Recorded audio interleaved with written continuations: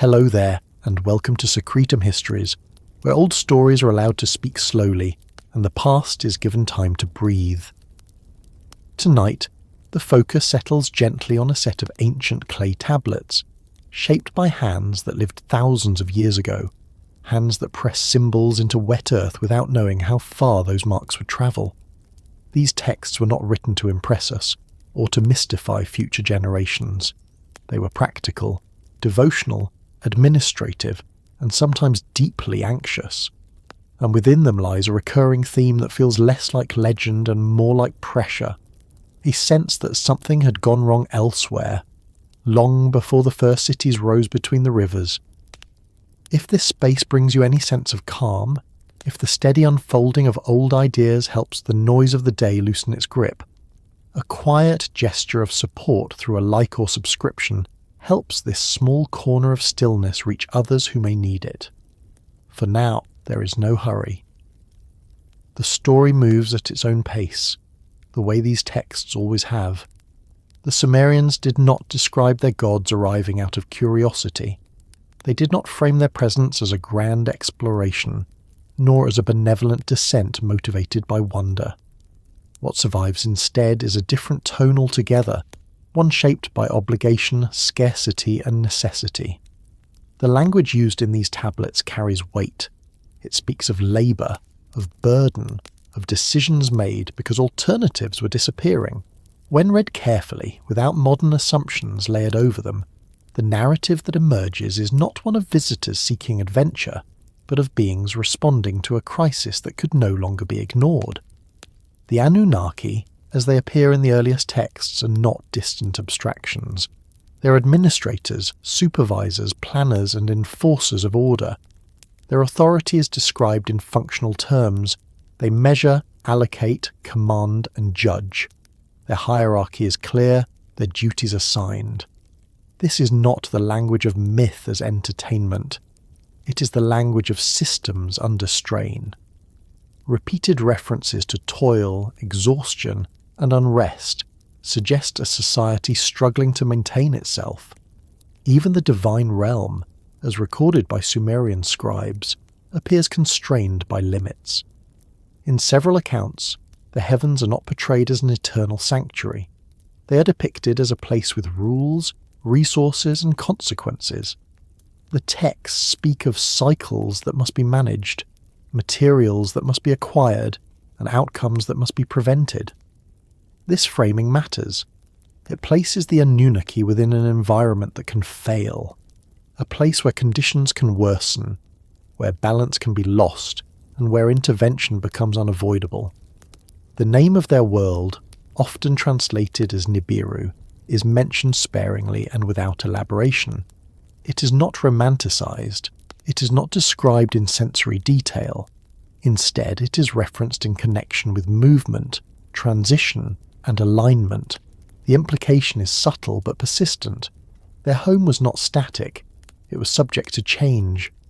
Something about its state required action, not contemplation.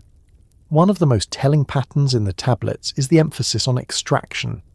Gold, in particular, appears repeatedly, not as ornamentation but as substance. It is listed among materials of importance, handled with care, assigned purpose. The texts do not describe it as a symbol of wealth. They describe it as functional, necessary. When read through a modern lens, this has often been dismissed as metaphor or misinterpretation. But within the logic of the texts themselves, gold is not decorative.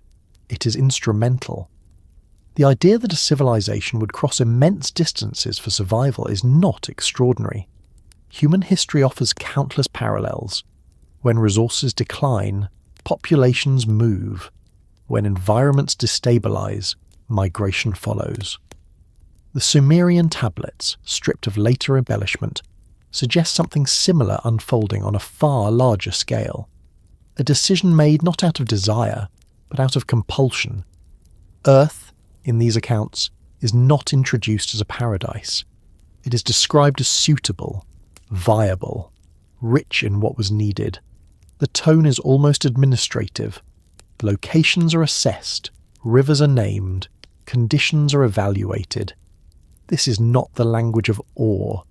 It is the language of planning under pressure. The planet becomes a solution, not a destination. The arrival itself is not celebrated. There are no grand ceremonies described.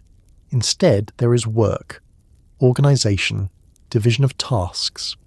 The Anunnaki are said to establish operations quickly, as though time mattered, as though delay carried risk.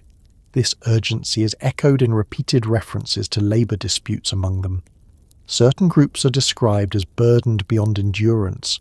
Complaints are recorded, tensions rise. Eventually a breaking point is reached. It is here that the texts take a turn that later generations would struggle to reconcile. Faced with internal unrest and unsustainable demands, a decision is made, one that alters the course of life on Earth. The creation of a workforce, fashioned to bear the labour that the Anunnaki could no longer sustain themselves. The language used is careful. It does not speak of inspiration or art. It speaks of problem-solving. Humanity, in these earliest descriptions, is not the focus of affection. It is the result of necessity, formed through deliberate action, shaped for function, assigned purpose. The moral implications of this are not explored in the texts, they are simply stated. What mattered was survival, continuity, relief from an unbearable strain. Yet even within this framework, limits appear. There are references to rules that were tested, lines that were crossed, consequences that followed. The tablets do not present the Anunnaki as immune to error. They describe disputes, punishments, and regret. Over time, the narrative becomes quieter. Certain explanations stop appearing, details fade. What remains are rituals, kingship, and memory, filtered through human experience. This silence is as important as what came before it. The absence of explanation suggests withdrawal, a stepping back. Perhaps the crisis that forced the arrival had been stabilized. Perhaps the cost of involvement had become too great. The texts do not say. They simply shift focus. Human rulers take center stage. Divine intervention becomes less direct. Authority remains, but distance grows. What makes these accounts unsettling is not their strangeness, but their familiarity. The story they tell mirrors patterns seen again and again. A civilization under pressure seeks resources. It exploits what it finds. It creates systems to manage labor. It enforces order, and eventually it retreats, leaving lasting consequences behind. The Sumerian scribes did not frame this as a warning. They recorded it as history, or at least as close to history as memory and tradition allowed. Their concern was continuity, preserving what had been established, ensuring that the structures left behind continued to function. As the narrative moves forward, the tone continues to shift. What began as urgency becomes governance. What was once survival becomes legacy. Humanity inherits a world shaped by decisions made long before it could consent or object. The tablets remain, silent witnesses to motivations that feel uncomfortably practical. There is no neat conclusion offered, no moral resolution, just a sense that something was set in motion, and that its momentum carried forward through generations. The Anunnaki fade from direct involvement, but their influence persists in laws, myths, and hierarchies. The story does not end here. It simply changes its focus, moving from arrival to consequence, from necessity to inheritance, as the quiet weight of those ancient decisions continues to shape what comes next. Long before Earth is described as a destination, long before rivers are measured or soil is assessed, the oldest Sumerian tablets turn their attention upward. Not in wonder and not in worship alone, but in record. The sky, as it appears in these texts, is not a distant abstraction. It is active, structured, governed, and at times unstable. The heavens are treated as a place where events occur, where order can be disrupted, and where consequences ripple outward. This framing matters because it sets the stage for everything that follows. Earth is not chosen in isolation. It is chosen in response.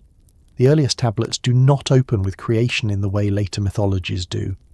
They begin instead with division. The heavens are assigned, domains are allocated, authority is distributed. The sky is not infinite and formless. It is organized, layered, and regulated. The Anunnaki are introduced within this system not as eternal beings floating beyond material concern, but as participants within it. Their status is high, but their responsibilities are clearly defined. They answer to structure. They operate within limits. Celestial movement is referenced repeatedly, though rarely explained. Certain bodies are described as crossing paths, aligning, returning. The language is observational rather than symbolic. These are not poetic flourishes meant to inspire awe. They read like notes taken by people who watched the sky carefully, because what happened there mattered directly to life below. The heavens were not just the realm of gods. They were a system whose behaviour affected outcomes. One recurring theme is balance. The texts speak of order being maintained through proper alignment. When alignment fails, disruption follows. This is not framed as punishment or moral judgment. It is mechanical, cause and effect. When certain conditions are met, stability exists. When they are not, instability spreads. This way of thinking reflects a worldview shaped by agriculture, irrigation, and seasonal dependence. The Sumerians understood that systems could fail quietly at first, then suddenly. The sky, in these records, behaves like such a system. There are references to periods of calm followed by periods of disturbance. The language becomes heavier in these sections. Terms associated with strain, burden, and threat appear. These are not metaphors for emotional states. They are applied to the heavens themselves. Something about the cosmic environment is described as becoming difficult to manage. Notably absent from these early passages is any suggestion that the Anunnaki exist outside of this instability. They are not immune observers, they are involved.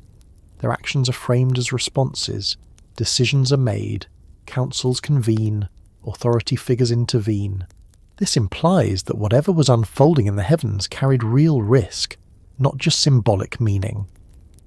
The idea that the sky could be dangerous is not unique to Sumer. Many ancient cultures feared celestial events, but the difference here lies in specificity.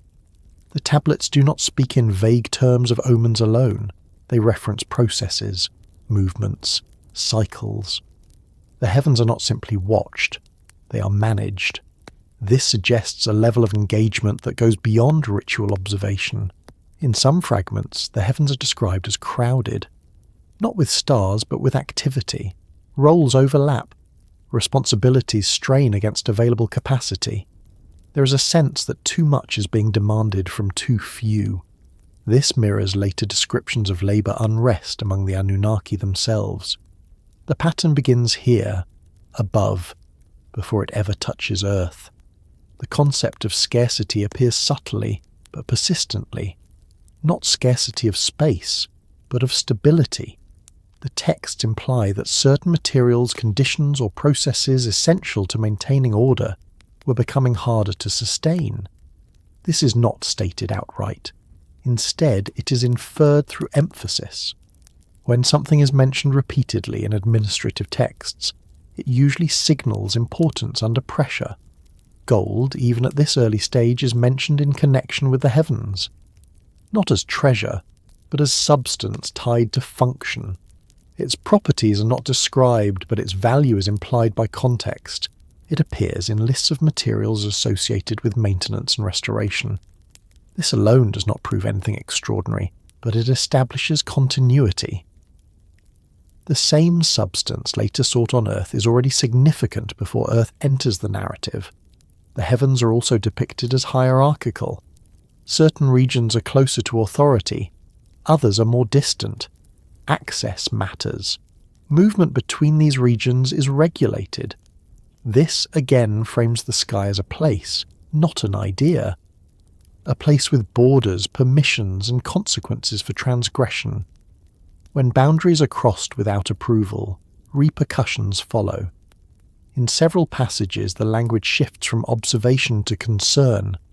Terms associated with warning appear, not prophecy, but notice. Something is approaching, something is changing. The response is not panic, but preparation. This distinction is important. Panic implies helplessness. Preparation implies agency. The Anunnaki are portrayed as actors with limited but meaningful options. The notion of travel is introduced carefully. Movement between realms is possible but not casual. It requires deliberation, resources, authorization. This further reinforces the idea that when Earth is eventually chosen, it is not an impulsive act. It is the result of a process already underway for some time. The heavens, then, are not a paradise lost through pride or sin. They are a system under stress. The tablets do not moralize this stress, they document it. This practical tone runs throughout the earliest records. The scribes were not concerned with telling a dramatic story. They were concerned with preserving information that mattered. One striking feature of these texts is their lack of sentimentality. There is no nostalgia for a golden age in the sky, no lament for what was lost. The focus remains on what must be done. This suggests that the crisis, whatever its nature, unfolded gradually enough to normalize adaptation. When survival depends on adjustment, longing becomes a luxury. The heavens are also described as cyclical, but not eternally so. Cycles can degrade, patterns can drift. When this happens, intervention is required. This view aligns with modern understandings of complex systems. Stability is not permanent. It must be maintained, sometimes at increasing cost. Another detail worth noting is the absence of creation language at this stage. The tablets do not describe the heavens being made. They describe them being governed. This implies that the scribes inherited a worldview in which the cosmic order already existed, and their concern was continuity, not origin. Earth, when it enters the narrative, follows this same logic. It is not created in these texts, it is utilized. The role of Enlil and Enki, though not named repeatedly here, is hinted at through functions. One oversees order and command, the other oversees adaptation and problem-solving. This division of roles appears first in the heavens, only later does it extend to Earth. The pattern is consistent. The same strategies used above are applied below. The earliest tablets also hint at limits to authority. Even the highest figures operate within constraints. Decisions require consensus. Disputes arise. Authority is not absolute. This is a subtle but critical point. If the Anunnaki were omnipotent in the Sumerian imagination, there would be no need for deliberation. The presence of debate implies uncertainty. Uncertainty, more than anything else, defines these passages. The future is not assured. Outcomes are not guaranteed. The heavens are not collapsing, but they are no longer reliable. Something essential is becoming harder to sustain, and ignoring it is no longer an option. Earth does not appear yet as a solution, but the groundwork is laid. The problem is established. The tone is set. The sky, once stable enough to fade into the background, has become a source of concern. Attention shifts outward, not in curiosity but in necessity. This is where the narrative quietly turns. Without announcement or emphasis, the perspective begins to widen. The heavens are no longer the only point of reference. Other realms are implied. Other possibilities exist. The tablets do not rush to name them. They simply allow the idea of elsewhere to enter the record. In this way, the choice of Earth is not sudden. It is the next logical step in a sequence already in motion. A system under strain seeks relief. Relief requires resources. Resources require location. And so, attention begins to drift away from the heavens that could no longer fully sustain what depended on them. The scribes who recorded these thoughts did not know how their words would be read millennia later. They were not trying to convince or entertain. They were preserving a memory of pressure, of systems stretched thin, of decisions made because delay was no longer viable. As the focus slowly shifts from the sky to what lies below it, the tone remains the same: practical, measured, unembellished. The heavens have been assessed, their limits acknowledged. What comes next follows naturally from that realization, as attention turns toward a world that had not yet been chosen, but had already been noticed. When the name Nibiru appears in the oldest Sumerian texts, it does so quietly. It is not announced, it is not introduced with ceremony or explanation. It simply enters the record as something already known, already established, already requiring no justification. This alone sets it apart from later mythological constructions. Myths tend to explain, they justify, they frame. Nibiru, by contrast, is referenced as a given, a place with context that the original audience was expected to understand without elaboration. What survives of Nibiru in the tablets is fragmented, indirect and practical. There are no sweeping descriptions of landscapes or skies, no attempts to inspire awe. The scribes do not describe what it felt like to live there. They describe what needed to be done because of it. This is one of the most important clues in reading these texts carefully. Nibiru is not remembered as a dream or an ideal. It is remembered as a system with constraints. In many translations, Nibiru is associated with crossing, transition, or a point of passage. Linguistically, it is tied to movement rather than permanence. This has often been interpreted symbolically, but within the broader context of the tablets, it reads more like classification, a designation rather than a metaphor, a term used to identify something that behaves in a particular way. The homeland of the Anunnaki is not portrayed as static. It is not an eternal throne world floating untouched beyond change. Instead, it is presented as a place subject to cycles. The word choice used in connection with Nibiru implies periodicity, return, alignment. These are not qualities of mythic heavens designed to be perfect. They are qualities of environments that move, interact, and sometimes interfere with other systems. One of the more subtle aspects of Nibiru's portrayal is the absence of reverence in its mention. The Anunnaki do not praise it. They do not lament its condition in emotional terms. There is no language of betrayal or loss. This suggests that whatever was happening there was understood as part of a larger process rather than a sudden catastrophe.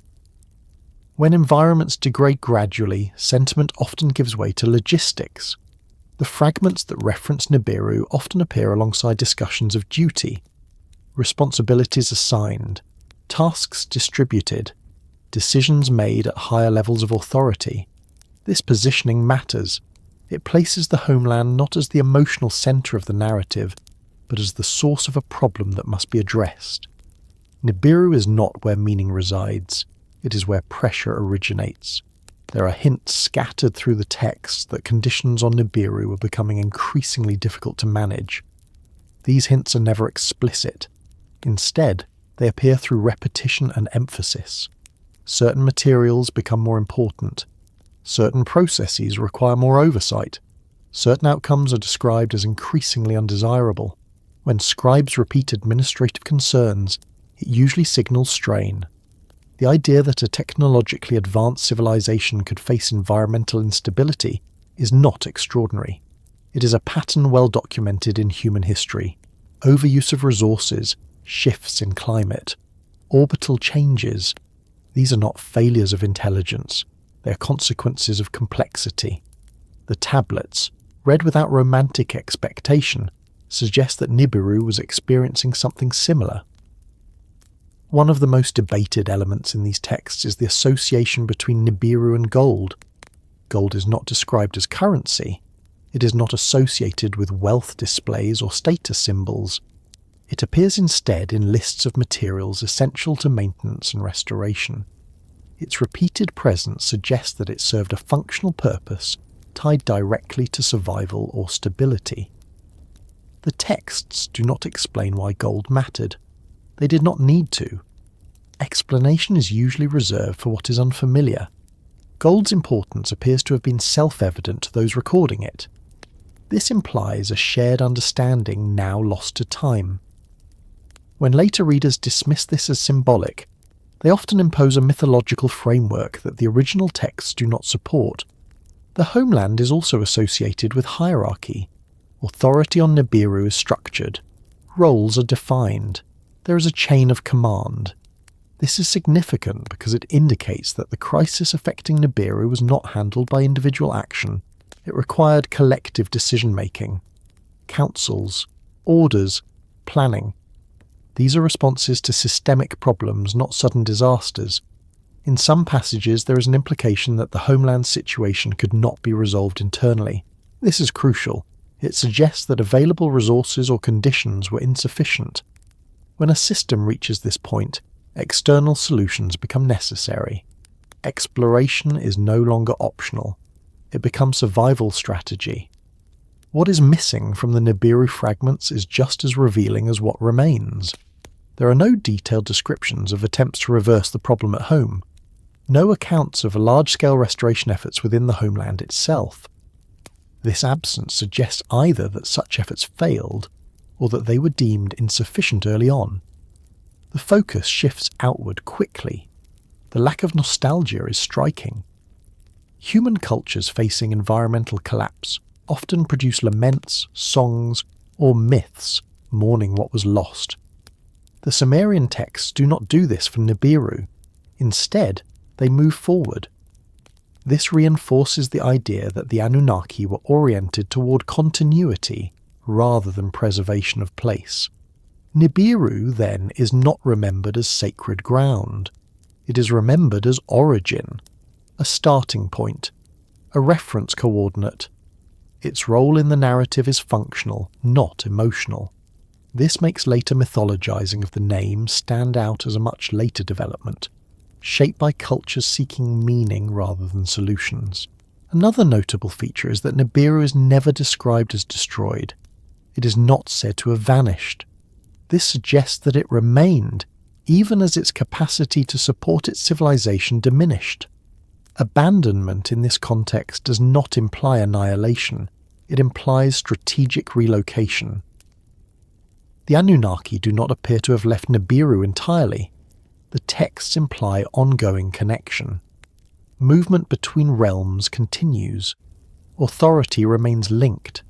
This further supports the idea that Earth was not meant to replace the homeland, but to supplement it. A secondary site to alleviate pressure, not a new centre of existence.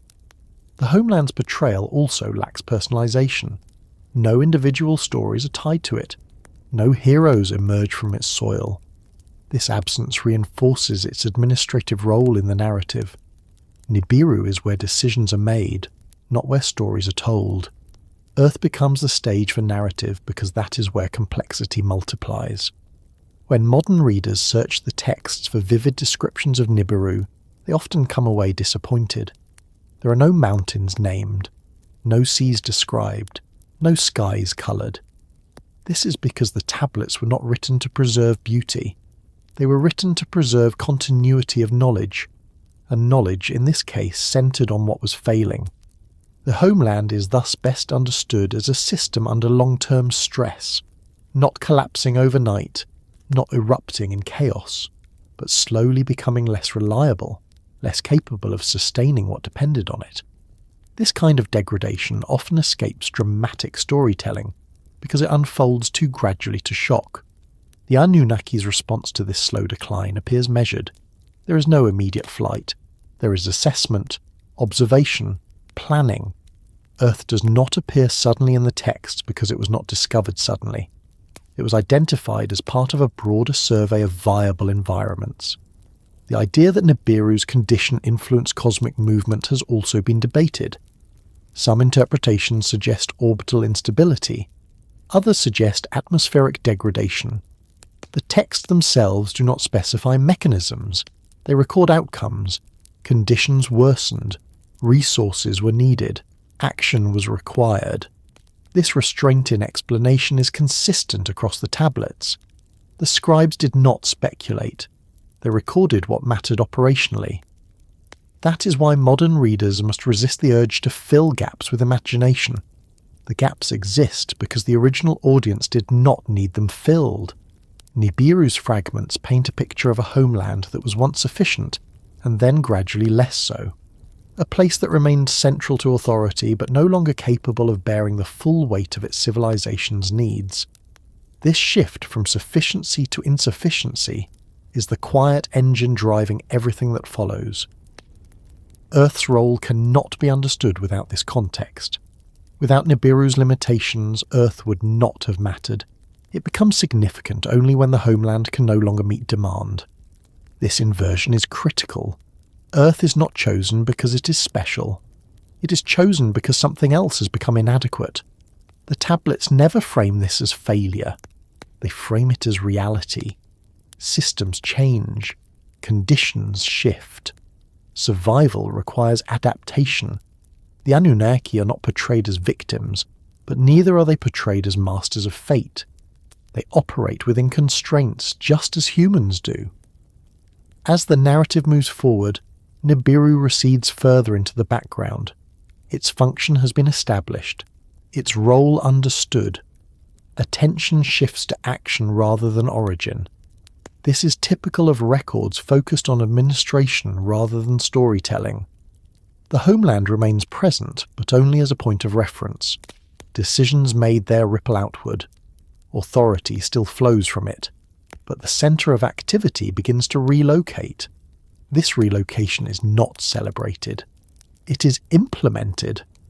By the time Earth becomes the focus of sustained attention, Nibiru has already done its work in the narrative. It has explained why movement was necessary without needing to be explained itself.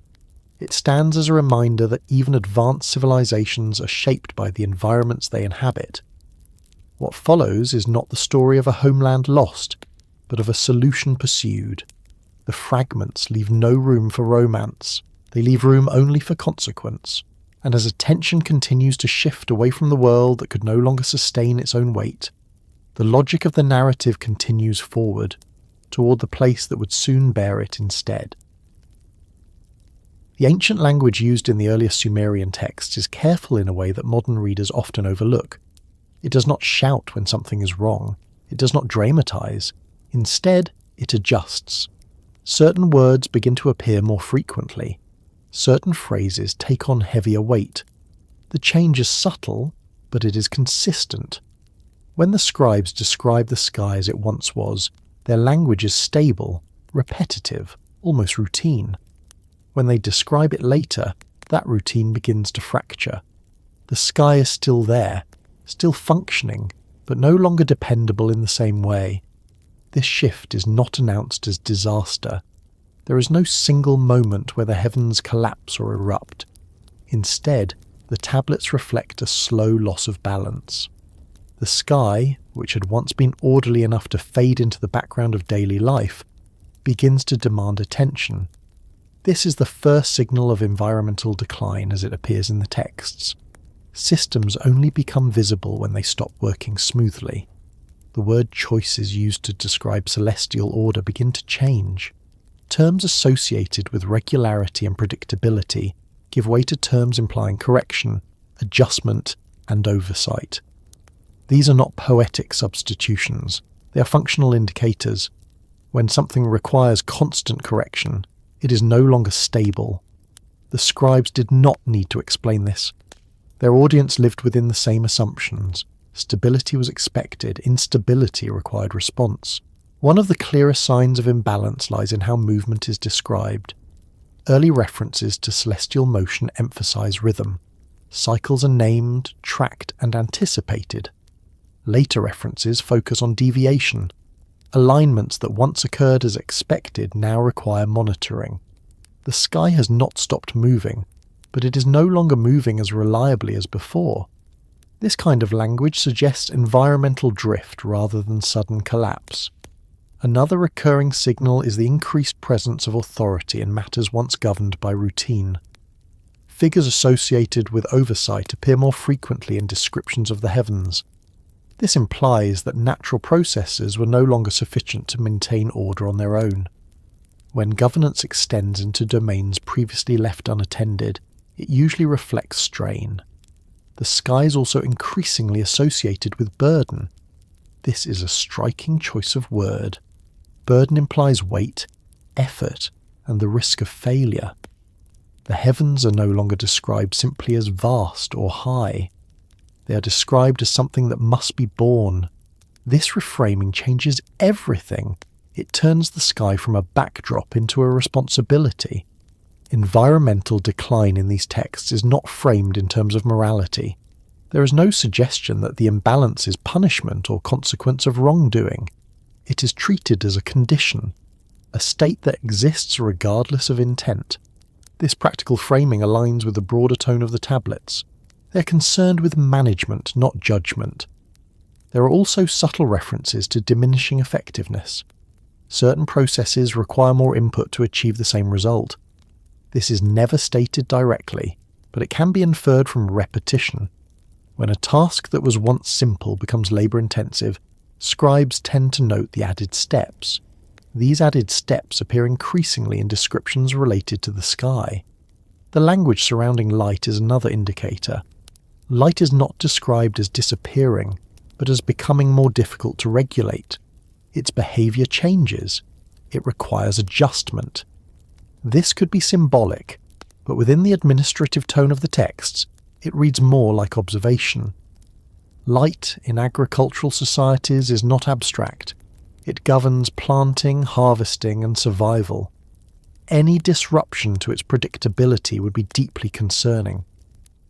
The sky's relationship to time also shifts. Early references assume regular passage. Later ones emphasize measurement. When time must be measured closely, it suggests that it can no longer be trusted to behave as expected. This mirrors human responses to environmental instability. When seasons become unreliable, calendars become more detailed. One of the most telling signs of imbalance is the appearance of contingency language. Plans are described alongside alternatives. Actions are paired with conditions. This suggests that outcomes are no longer guaranteed.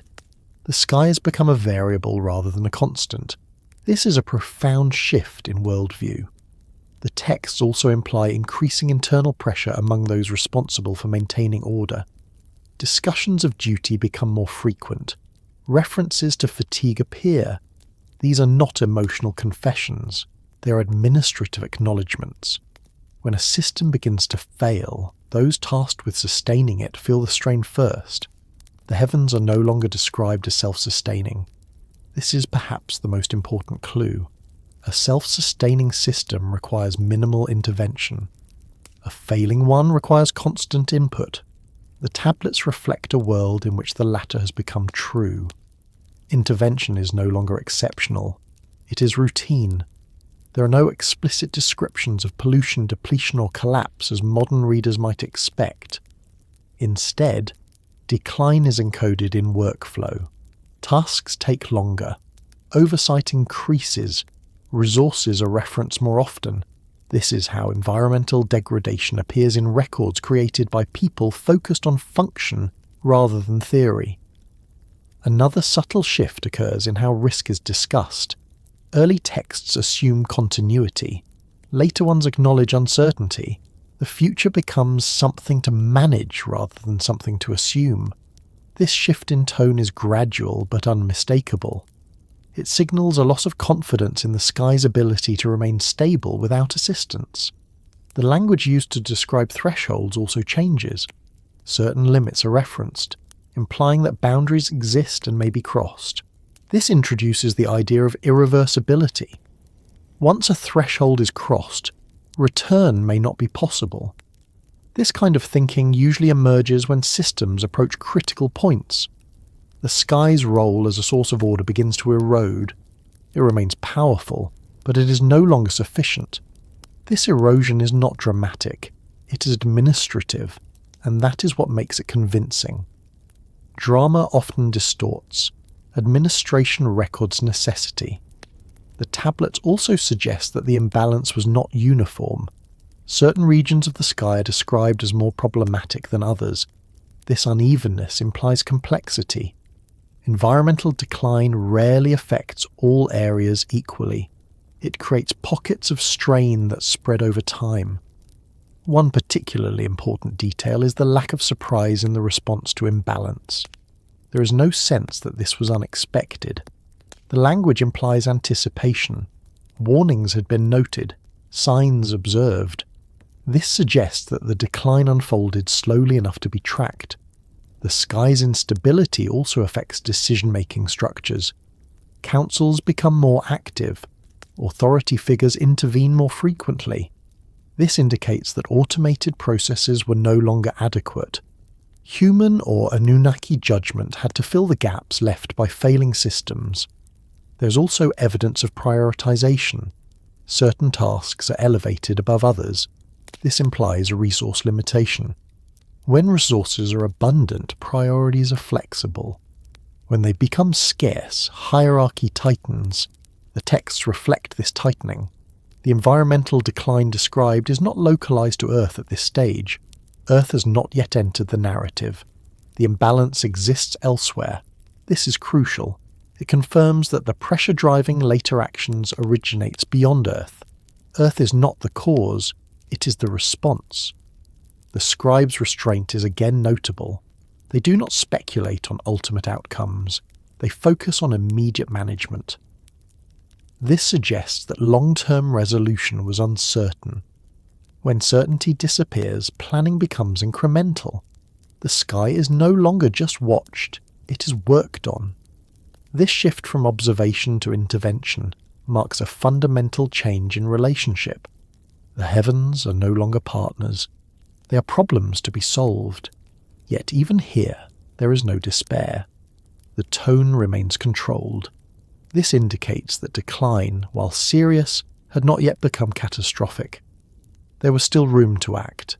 Options still existed. The narrative has not reached crisis. It is approaching it. The environmental imbalance also introduces the concept of limits to endurance. Repeated references to strain imply that systems and those maintaining them have thresholds. This prepares the ground for later developments involving labour unrest and delegation. The language surrounding responsibility becomes heavier. Duty is no longer assumed, it is emphasised. This usually happens when duty becomes burdensome. When systems function smoothly, responsibility is invisible. When they fail, it becomes explicit. The sky's decline is thus not a single event, but a condition. A background pressure that grows steadily. It reshapes priorities, language, and decision-making. It does not announce itself. It reveals itself through necessity. By the end of these passages, the heavens are still present, still powerful, but no longer sufficient. They require support. They require resources. They require solutions that cannot be found entirely within themselves. This realization does not immediately lead to action. It leads to assessment, to consideration of alternatives. The sky has been evaluated and found wanting, not in totality, but in capacity. It can no longer bear the full load placed upon it. This is the moment where attention begins to shift outward, not because of curiosity, but because of requirement. The imbalance in the sky creates a need that cannot be ignored, and needs, once acknowledged, demand response. The language does not change abruptly here, it simply widens. Possibility enters the record, other realms are implied, other resources considered. The sky, once the sole frame of reference, becomes one part of a larger picture. What follows from this point is not departure, but preparation. The imbalance has been identified, its consequences understood. The search for relief begins quietly, methodically, without announcement. The sky remains out of balance, but it is no longer the only option. And as the narrative continues, the focus begins to turn toward places that had previously been irrelevant, places that would soon become central, not because they were ideal, but because they were available. What stands out most clearly in the Sumerian texts once the imbalance in the sky has been established is the change in tempo, not in the pacing of the writing, which remains measured and controlled, but in the priorities it reflects. The language begins to compress. Actions follow decisions more closely. Processes that once unfolded over extended cycles are described as needing immediate attention. This is where the tone of the record shifts decisively away from curiosity and toward urgency. The tablets do not describe a moment of discovery.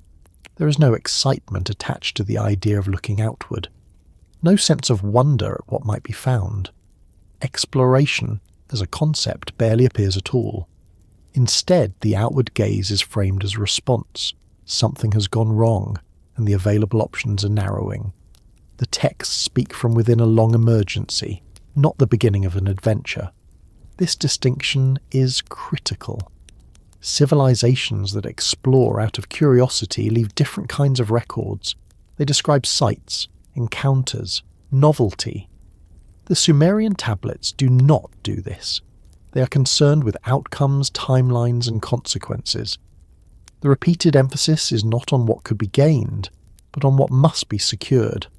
The word choices associated with time begin to shift noticeably. Where earlier passages assume duration, later ones emphasize immediacy. Tasks are no longer described as ongoing, they are described as pressing. The future is no longer open-ended. It is constrained. This is the linguistic fingerprint of a prolonged crisis. Not a sudden disaster, but a condition that has been worsening long enough to reshape thought itself. Urgency, in these texts, does not manifest as panic. It manifests as compression. Processes are streamlined. Authority is centralized. Decisions that might once have been debated at length are now executed with less elaboration. This does not suggest recklessness. It suggests necessity. When time becomes a factor, deliberation changes shape. The long emergency described here is not tied to a single event. There is no reference to a catastrophic moment that forced immediate evacuation or radical change. Instead, there is a steady accumulation of constraints, each one manageable on its own, together overwhelming. This is how systems fail in reality, rarely through one dramatic blow, more often through sustained pressure. The texts reflect this accumulation through repetition. Certain concerns reappear again and again, each time with slightly greater emphasis. The scribes did not need to underline urgency explicitly. Their audience would have recognized it in the frequency of the references. When the same problem keeps appearing in administrative records, it has ceased to be theoretical. Another key indicator of urgency is the narrowing of acceptable outcomes. Early on, multiple paths are implied. Later, the language suggests fewer viable options. When choice diminishes, urgency increases. This progression is subtle but consistent across the tablets. There is also a shift in how risk is tolerated. Actions that might once have been considered extreme or undesirable become acceptable under pressure. The texts do not moralize this shift. They simply record it. This suggests a culture accustomed to weighing cost against necessity, rather than adhering rigidly to principle. The emergency is long because it unfolds over generations. This is implied by the continuity of concern across texts produced by different hands at different times. The same issues persist. The same strategies are revisited. This continuity indicates that the problem was not resolved quickly. It lingered, shaping policy and perception. One of the clearest signs that this was an emergency rather than an expedition lies in how resources are discussed. Resources are not sought for expansion or enrichment. They are sought to stabilize existing systems. This is an important distinction. Expansion implies confidence. Stabilization implies threat. The repeated mention of maintenance over growth reinforces this interpretation. Growth is optional. Maintenance is not. When a civilization prioritizes maintenance above all else, it is responding to decline, not abundance. The texts also reflect an increasing intolerance for delay. Processes are expected to function. When they do not, intervention follows quickly. This suggests that margins for error have shrunk. In stable systems, delay can be absorbed. In stressed systems, delay compounds damage. Another indicator of urgency is the language surrounding delegation. Tasks are reassigned. responsibilities redistributed. This often happens when existing structures are overloaded. Rather than create entirely new frameworks, the system stretches what already exists. This stretching carries risk, but urgency leaves little alternative. The long emergency also reshapes how authority operates. Decision-making becomes more hierarchical. There is less room for dissent. This is not described as oppression. It is described as efficiency. Under pressure, efficiency often overrides inclusivity.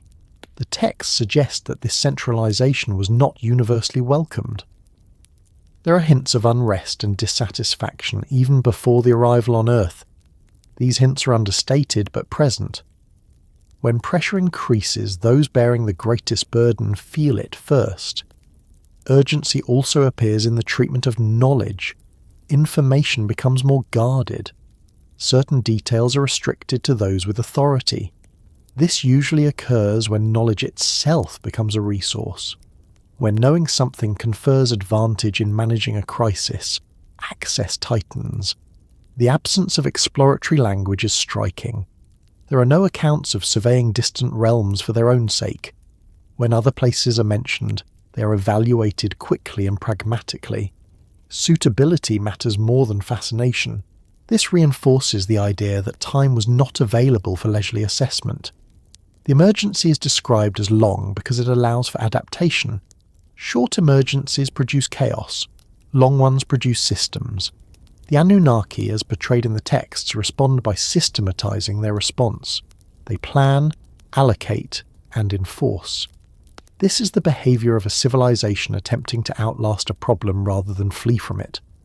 There is also evidence that the emergency altered cultural priorities. Certain values recede. Others come to the forefront. Survival becomes the implicit goal around which everything else orbits. This reorientation is not declared. It is inferred from what is emphasized and what is omitted.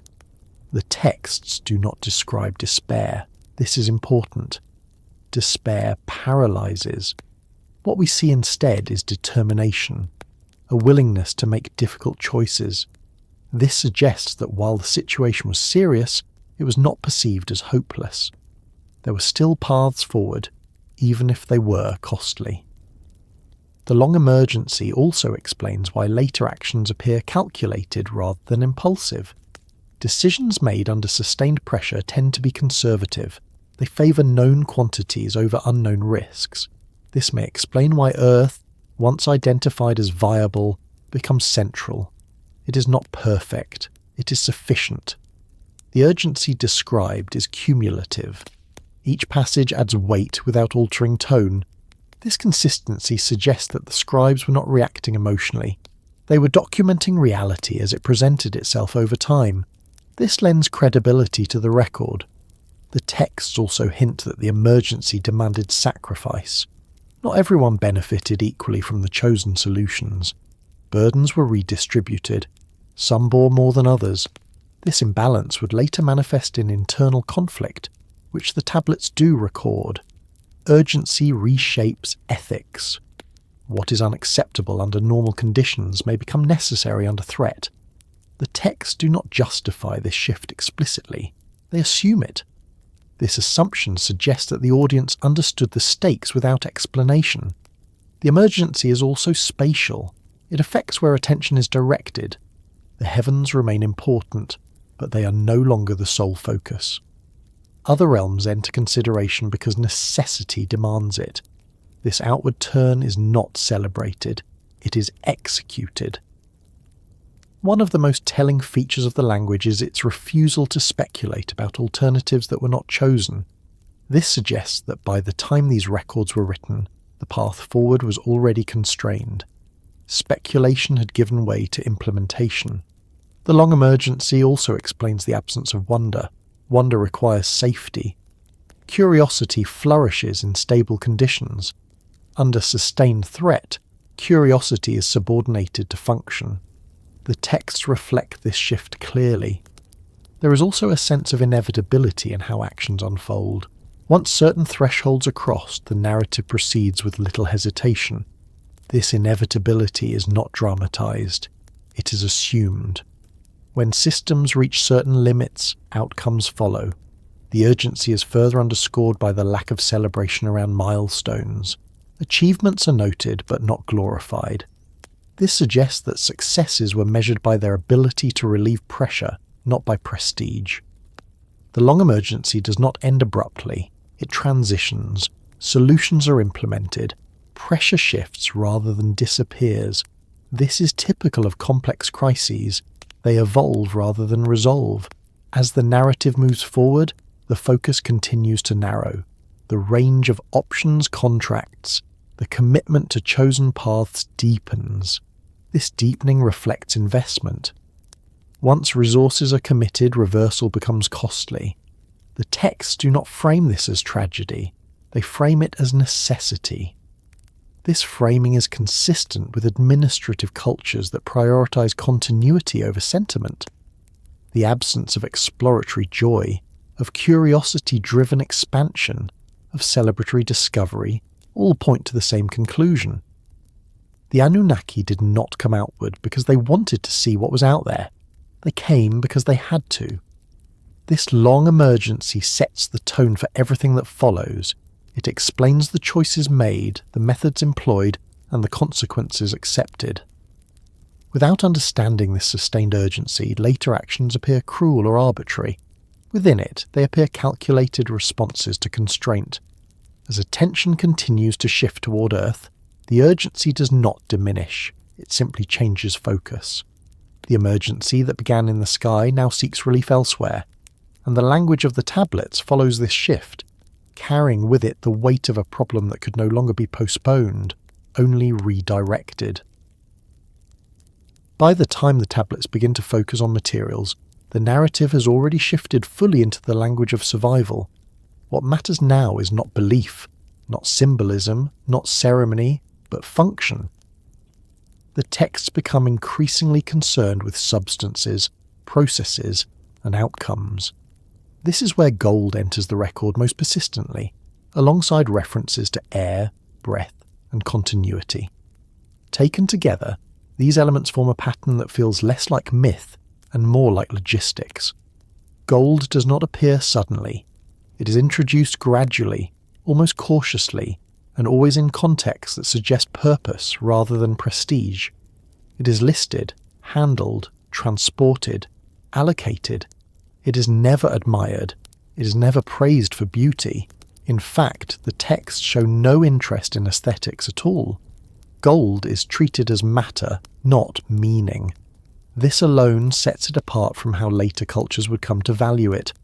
In administrative records, when a material appears repeatedly without explanation, it usually means its importance was assumed. The scribes were not writing for outsiders. They were recording information for those who already understood the stakes. Gold's role did not need justification, it needed tracking. This is one of the strongest indicators that gold served a practical function, essential enough to be beyond debate. Alongside gold, the language surrounding air begins to take on unusual weight.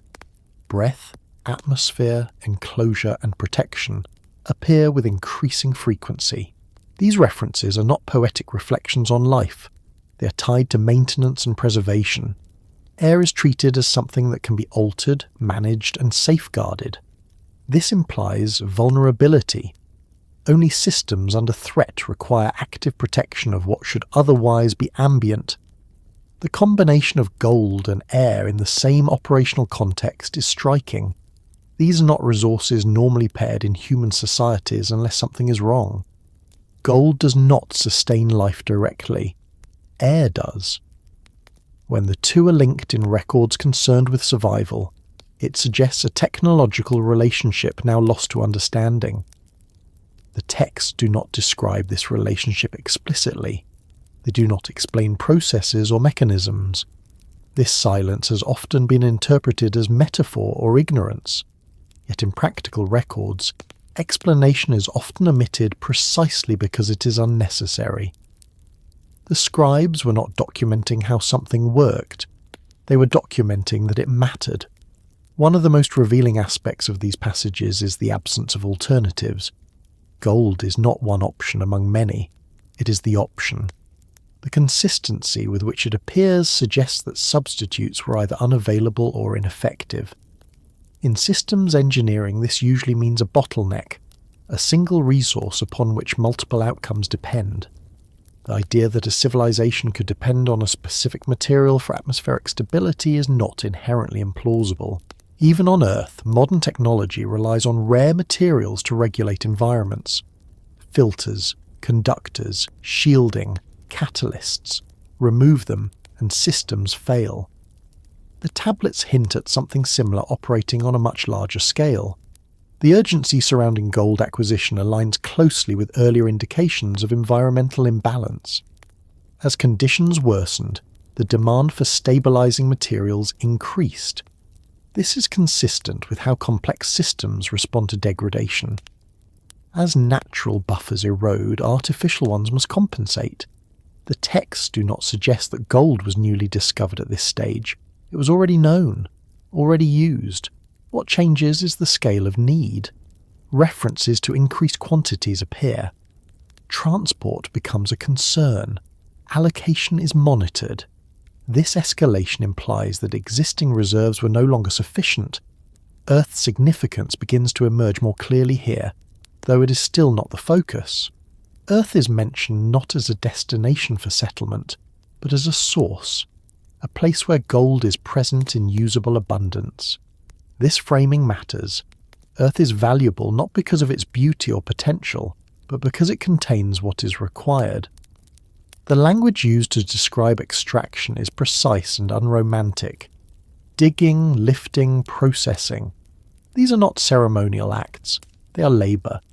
The tablets make no attempt to soften this reality. They record effort because effort consumes time and energy, both of which were already in short supply. Air, meanwhile, continues to appear in contexts related to containment and protection. The implication is not that air was disappearing entirely, but that its quality or behaviour had become unreliable. This aligns with earlier descriptions of the sky being out of balance. Atmospheric instability does not have to mean absence. It can mean inconsistency. There are also hints that the solution required layering. Gold alone was not enough. It had to be used in conjunction with other processes. The texts do not specify these processes, but they do reference systems rather than single actions. This suggests complexity rather than brute force. The mission, then, is not framed as conquest or expansion. It is framed as maintenance.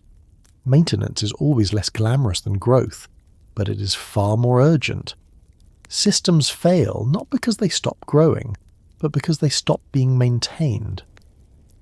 One of the more uncomfortable implications of these passages is that the Anunnaki were not acting to improve their condition beyond its original state.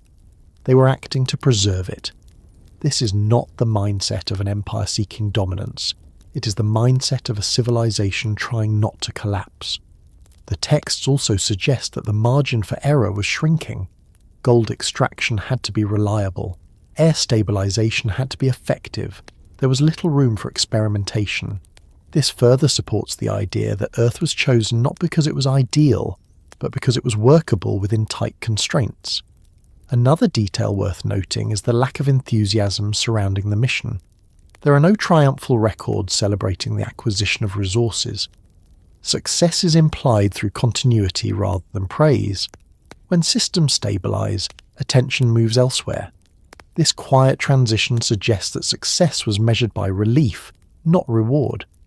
The mission's material focus also helps explain later decisions that appear morally ambiguous.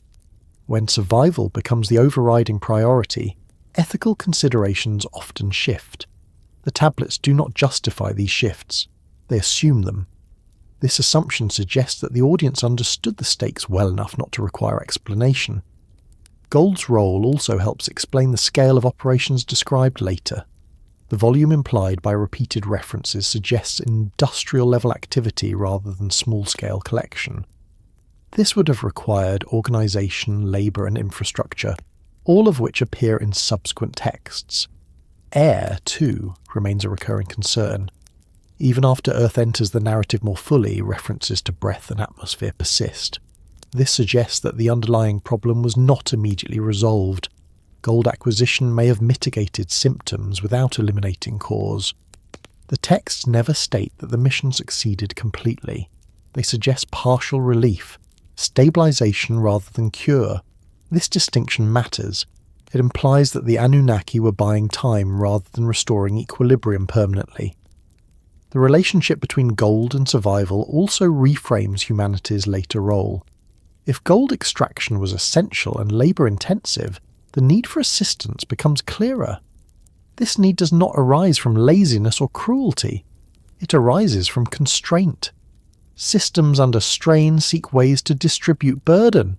The scribes do not editorialize this distribution, they record it.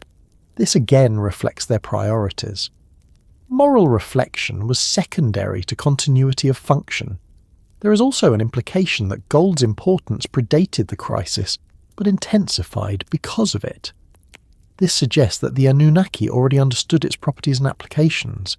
The crisis did not create the technology. It amplified dependence on it. The absence of detailed explanation about how gold interacted with air may frustrate modern readers. Yet this absence is consistent with records written by insiders. When something is common knowledge, it is rarely explained.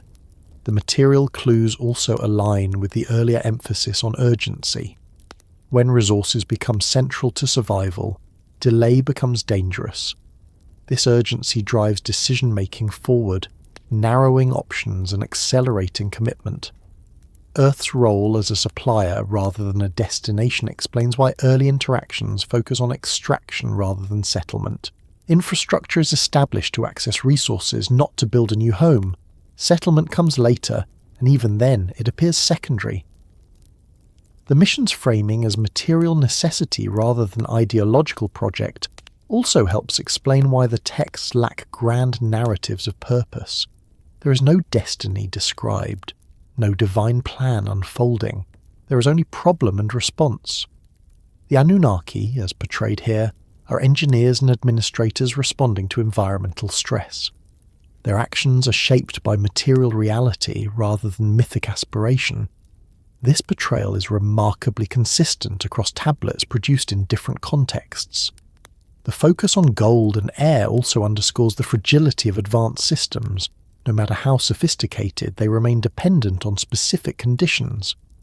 When those conditions shift, even powerful civilizations must adapt. The text suggests that adaptation was costly. It required effort, compromise, and eventually delegation. These costs accumulate. They shape relationships. They leave marks that persist long after the original crisis fades. The material clues do not tell us everything. They were not meant to. They tell us enough to understand motivation, survival, not exploration, stabilization, not conquest, necessity, not curiosity. As the narrative continues, the consequences of this material focus become clearer. The mission's requirements reshape labor, authority, and creation itself. Gold and air are not just resources. They are pressures that drive choices that will soon extend beyond material management into the realm of life itself. The story does not pause to reflect on this shift. It moves forward because it must. The emergency has dictated terms, the materials have set the agenda, and what began as a mission to stabilize a failing system is about to transform the world that made that stabilization possible. The Sumerian tablets never describe departure as triumph. There is no language of celebration, no imagery of banners raised or victories proclaimed. Movement away from the homeland is framed as obligation, not achievement. This alone reshapes how the journey should be understood. Civilizations that leave home to expand tend to mark the moment. They record courage, ambition, destiny. What the tablets preserve instead is restraint. The journey outward is treated as a consequence of pressure, not a milestone worth praising. Desperation, as it appears in these texts, is quiet. It does not shout or panic. It tightens. It narrows focus. It strips actions of ornament until only function remains. The language used to describe the journey reflects this tightening. Words associated with honour or reward are absent. Words associated with duty, execution, and endurance dominate. This is not the tone of conquest, it is the tone of endurance under strain. One of the most revealing features of the tablets is how little attention is given to the act of travelling itself. Distance is not emphasised, difficulty is not dramatised. The journey is treated as a step in a process already underway, not as an extraordinary feat. This suggests that the hardship of travel, while real, was overshadowed by the hardship of staying where they were. When departure is recorded without elaboration, it often indicates that remaining was the more dangerous option. In such cases, leaving is not brave, it is necessary. The absence of emotional language supports this interpretation. The scribes were not preserving a heroic narrative, they were preserving a record of response. Desperation also appears in the lack of alternatives presented. The tablets do not list multiple destinations considered with equal weight. Earth emerges not as one option among many, but as the viable one. This implies that choices had already been eliminated.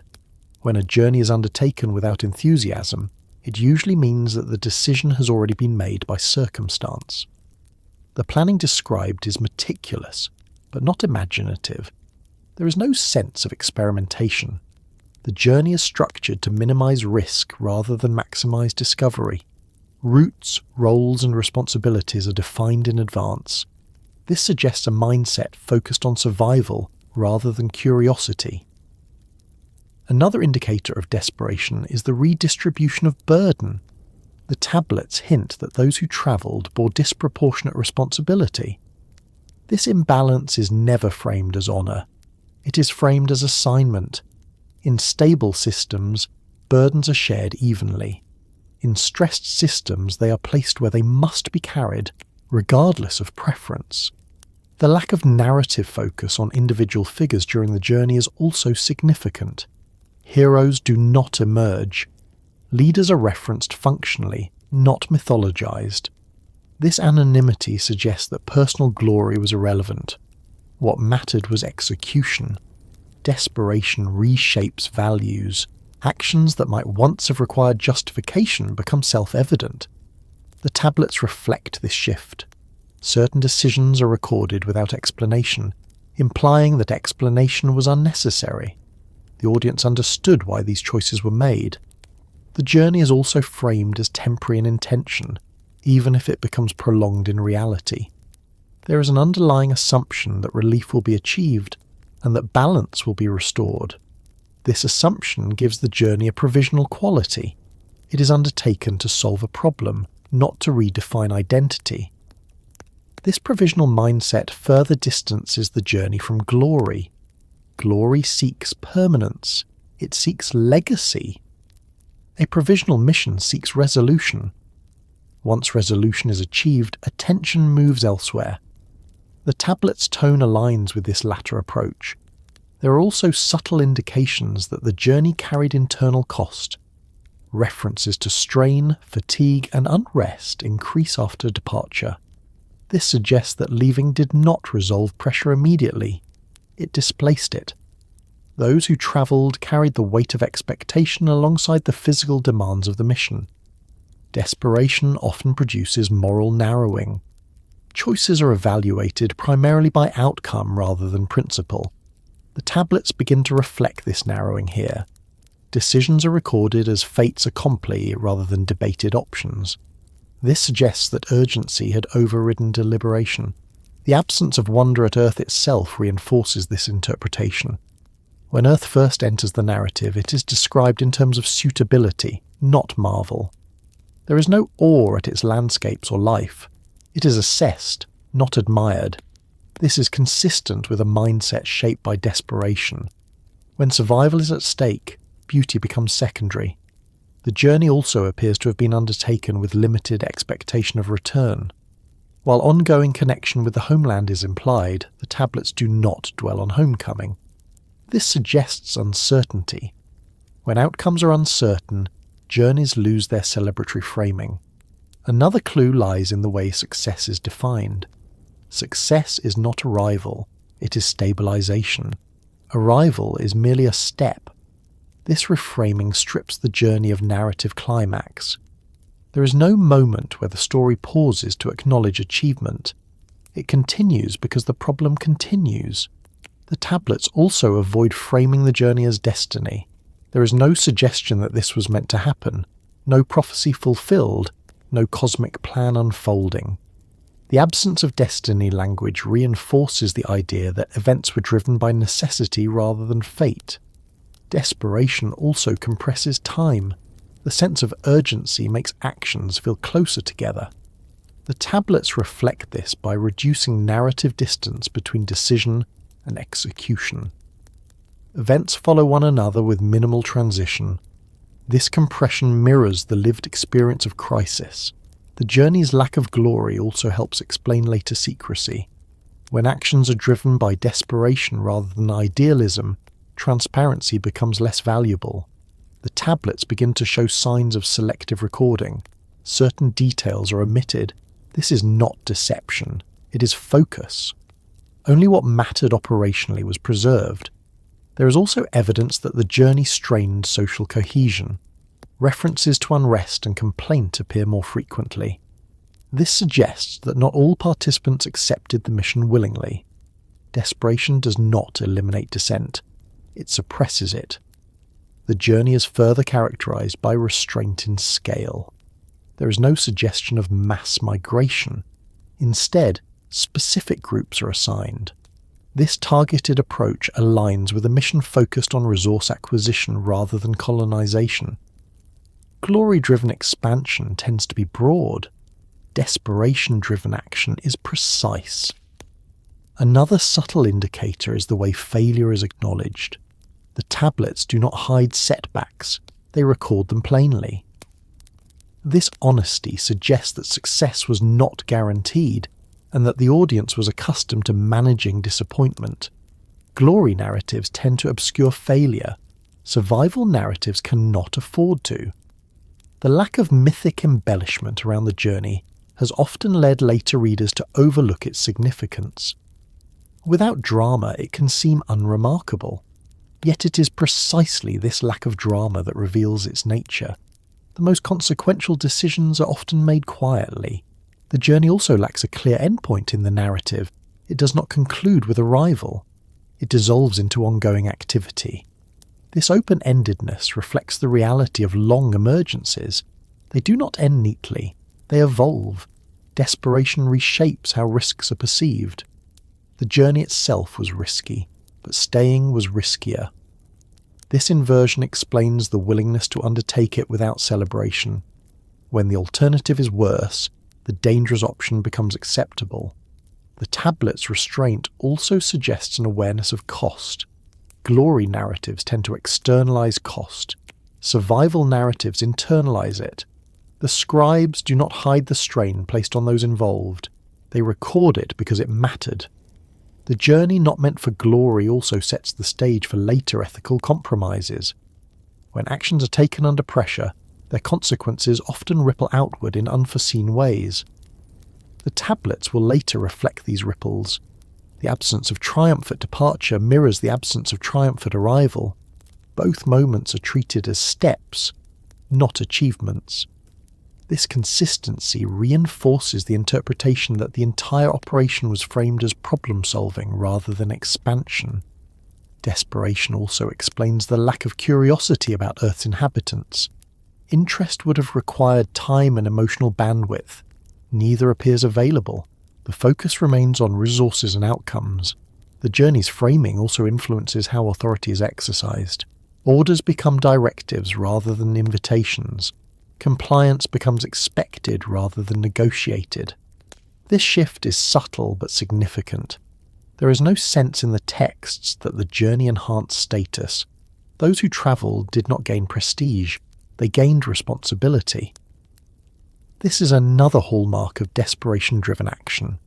The journey is thus best understood as an extension of the long emergency already underway.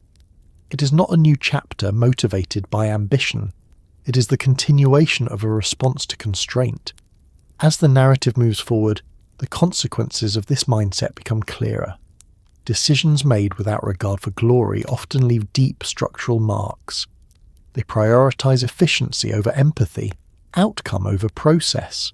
The tablets do not judge these choices, they record them. Judgment belongs to later readers. The scribe's role was preservation, not reflection. The journey's lack of glory also explains why it fades quickly from focus. Once it has served its purpose, attention shifts to implementation. There is no lingering reflection on the act of leaving. There is only work to be done. Desperation rarely allows for memory-making. It demands presence. The tablets reflect this demand by moving swiftly past the journey into what follows. What emerges from these records is a picture of beings who did not leave home to seek greatness, but to avoid collapse. The journey outward was not a story they wanted to tell. It was a step they had to take. As attention continues to settle on Earth, and the systems established there, the desperation that drove the journey does not disappear. It changes form. The pressure that once threatened the sky now reshapes life below it, carrying forward the same urgency, the same narrowing of options, and the same quiet absence of glory. When Earth finally enters the Sumerian texts as more than a distant reference, it does so without ceremony. There is no language of wonder, no reverence for untouched landscapes, no suggestion that this world was perceived as a gift or a sanctuary. The tone remains consistent with everything that came before it, practical, measured, and focused on function. Earth is not introduced as a place to be admired. It is introduced as a place to be used. This absence of celebration is one of the most revealing aspects of the record. When human cultures encounter new lands and frame them as paradises, they tend to describe abundance, beauty, and promise. The Sumerian tablets do none of this. They describe Earth in terms of suitability. Its value lies in what it contains, not in how it feels to be there. This framing alone reshapes the entire narrative of arrival. Earth is assessed, not welcomed. Its rivers are noted for their reliability, its soil for its yield, its subsurface for what can be extracted. The language resembles that of surveying rather than settlement. This suggests that the decision to come here had already been made long before arrival. What remained was implementation. The lack of descriptive flourish also suggests emotional distance. Earth is not framed as home. It is framed as site, a location chosen because it meets requirements. This distinction matters. When a place is meant to become home, cultures invest it with meaning. When a place is meant to serve a function, meaning is secondary. The texts imply that Earth's environment was stable enough to support operations. That is its primary qualification. Stability, not beauty, not comfort. This echoes earlier concerns about imbalance elsewhere. Earth mattered because it offered consistency, where other systems had become unreliable. The arrival itself is described in terms of establishment.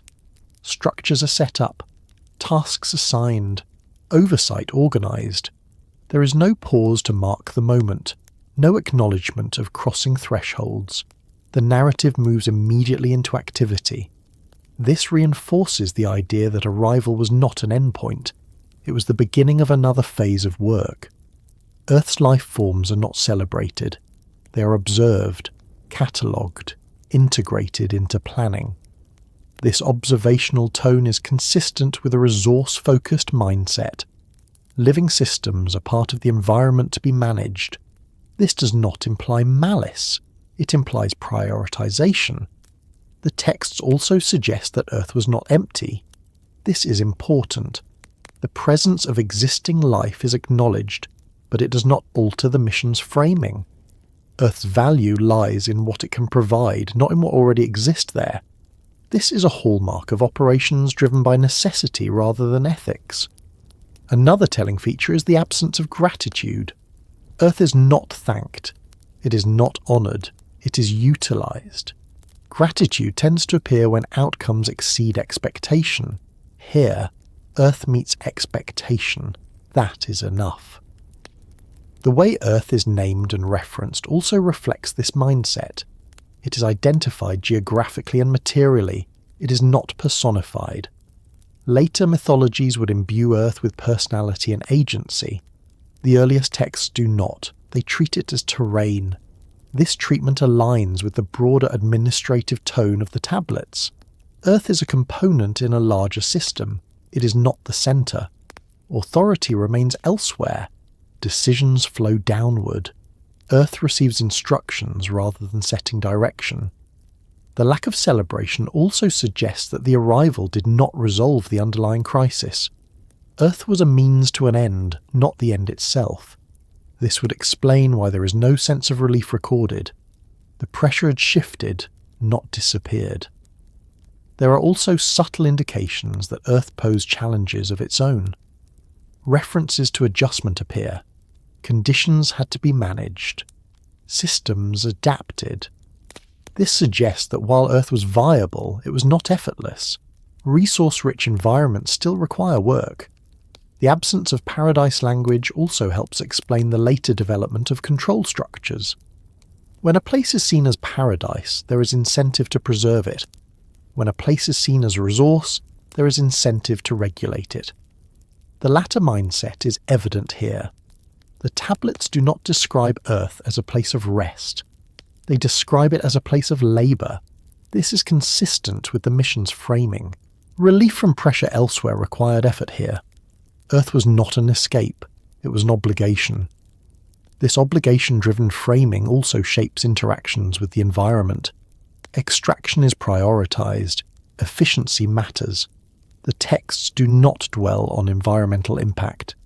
That omission does not imply ignorance, it implies hierarchy of concern. Survival elsewhere outweighed preservation here. The arrival without celebration also explains why Earth does not immediately become central to identity. The Anunnaki do not redefine themselves as inhabitants of Earth. They remain associated with their homeland. Earth is a workplace, not a birthplace. This distinction is reinforced by the continued flow of authority. Decisions are referenced as coming from above. Earth-based operations implement rather than originate policy. This suggests that Earth was always meant to be subordinate. The lack of paradise framing also clarifies why there is little interest in integration. Earth's existing systems are not adopted, they are modified or overridden. Integration requires mutual recognition. Resource use does not. The text's restraint here is again notable. They do not justify this approach. They do not explain why Earth is treated this way. They assume the logic is self-evident. This assumption reflects the mindset of those for whom the crisis was real and ongoing. Earth's role as resource also explains why the earliest records emphasize infrastructure. Canals, extraction sites, administrative centers. These are not symbols of reverence. They are tools. Tools appear when work must be done. The absence of paradise language also helps contextualize later human myths. As generations passed, the functional framing of Earth would soften, memory would fill gaps with meaning. But the earliest layer remains stark. There is also a sense that Earth was always provisional. The texts do not describe long-term attachment.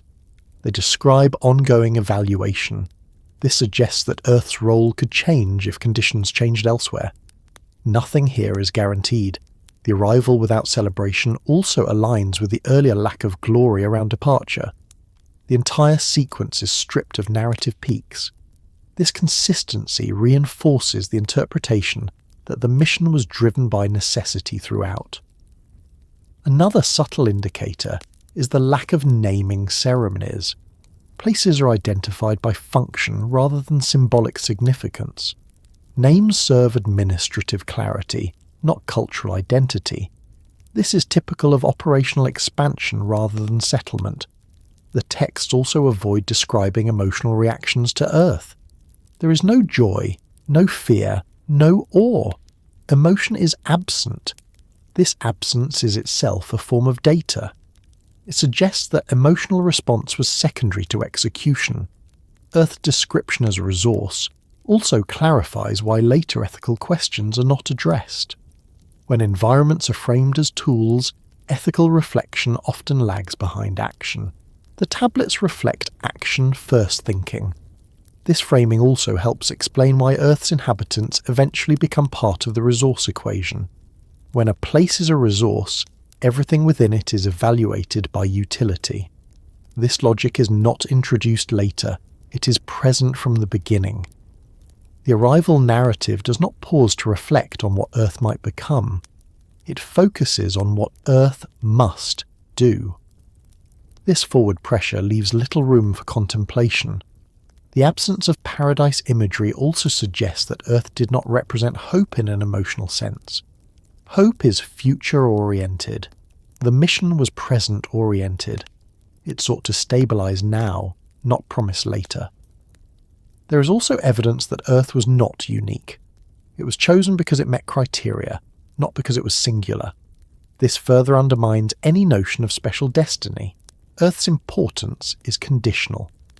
The text's emphasis on resource suitability over aesthetic appreciation also reflects a worldview shaped by scarcity. Scarcity sharpens focus. It reduces tolerance for distraction. The tablets embody this sharpness. The arrival without celebration also explains why Earth does not become mythologized until much later. Myth requires distance. The earliest texts are too close to necessity for myth-making. The scribes who recorded these events were not chronicling a golden age. They were recording work. Work rarely inspires celebration. It inspires documentation. Earth's role as resource also clarifies why there is no sense of arrival marking a new beginning. The narrative does not reset. It continues. This continuity reflects the reality of crisis management. There are no fresh starts, only ongoing adjustments. The lack of paradise framing also helps explain why environmental consequences are not addressed. When urgency dominates, long-term impact is often deferred. The tablets reflect this deferral. Earth is thus introduced not as an answer, but as an instrument. Instruments are valued for effectiveness, not beauty. This instrumental framing shapes every interaction that follows. The arrival narrative also lacks finality. There is no sense that the mission's purpose has been fulfilled. This open-endedness reinforces the idea that Earth was part of a longer strategy, rather than a solution in itself. The text's refusal to celebrate arrival also serves a narrative function. It keeps attention focused on what comes next. The story does not dwell. It moves forward. As Earth becomes the stage for subsequent developments, this initial framing remains important. It explains why later actions unfold as they do. The foundation was utilitarian from the start. Earth was never meant to be paradise. It was meant to work. And in that expectation lies the key to understanding everything that follows, from labour and hierarchy to creation and consequence. The arrival without celebration is not an omission. It is a statement that this world, for all it would become, entered the record first and foremost as a resource, chosen not for joy, but for necessity, and tasked not with inspiring wonder, but with sustaining survival. From the moment Earth becomes operational within the Sumerian record, the strain that had driven the mission outward does not ease. Instead, it relocates. The tablets make this clear through a shift in emphasis that occurs almost immediately after arrival. Attention turns quickly from assessment to effort, from planning to execution, and from authority to exhaustion.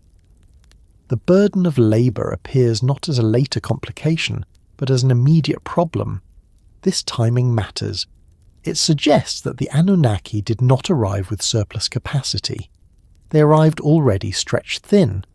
The texts do not describe a gradual build-up of work. They describe work as inherent to the mission from the beginning. Extraction begins early. Infrastructure is established quickly. Oversight structures are put in place with little delay. This rapid transition implies urgency and limited tolerance for inefficiency. When systems are robust, they allow time for adjustment. When systems are strained, they demand output immediately. Labour in these records is not romanticised. It is described as weight, a load to be carried. This framing appears repeatedly. Work is something that presses down, something that accumulates. The language does not suggest pride or fulfillment. It suggests endurance. This alone distinguishes the narrative from later myths that glorify toil as virtue. Here, labour is necessity, not moral good. The Anunnaki are portrayed as responsible for maintaining multiple systems at once: oversight of extraction, management of transport, regulation of environments, communication with authority elsewhere. Each of these tasks carries its own demands.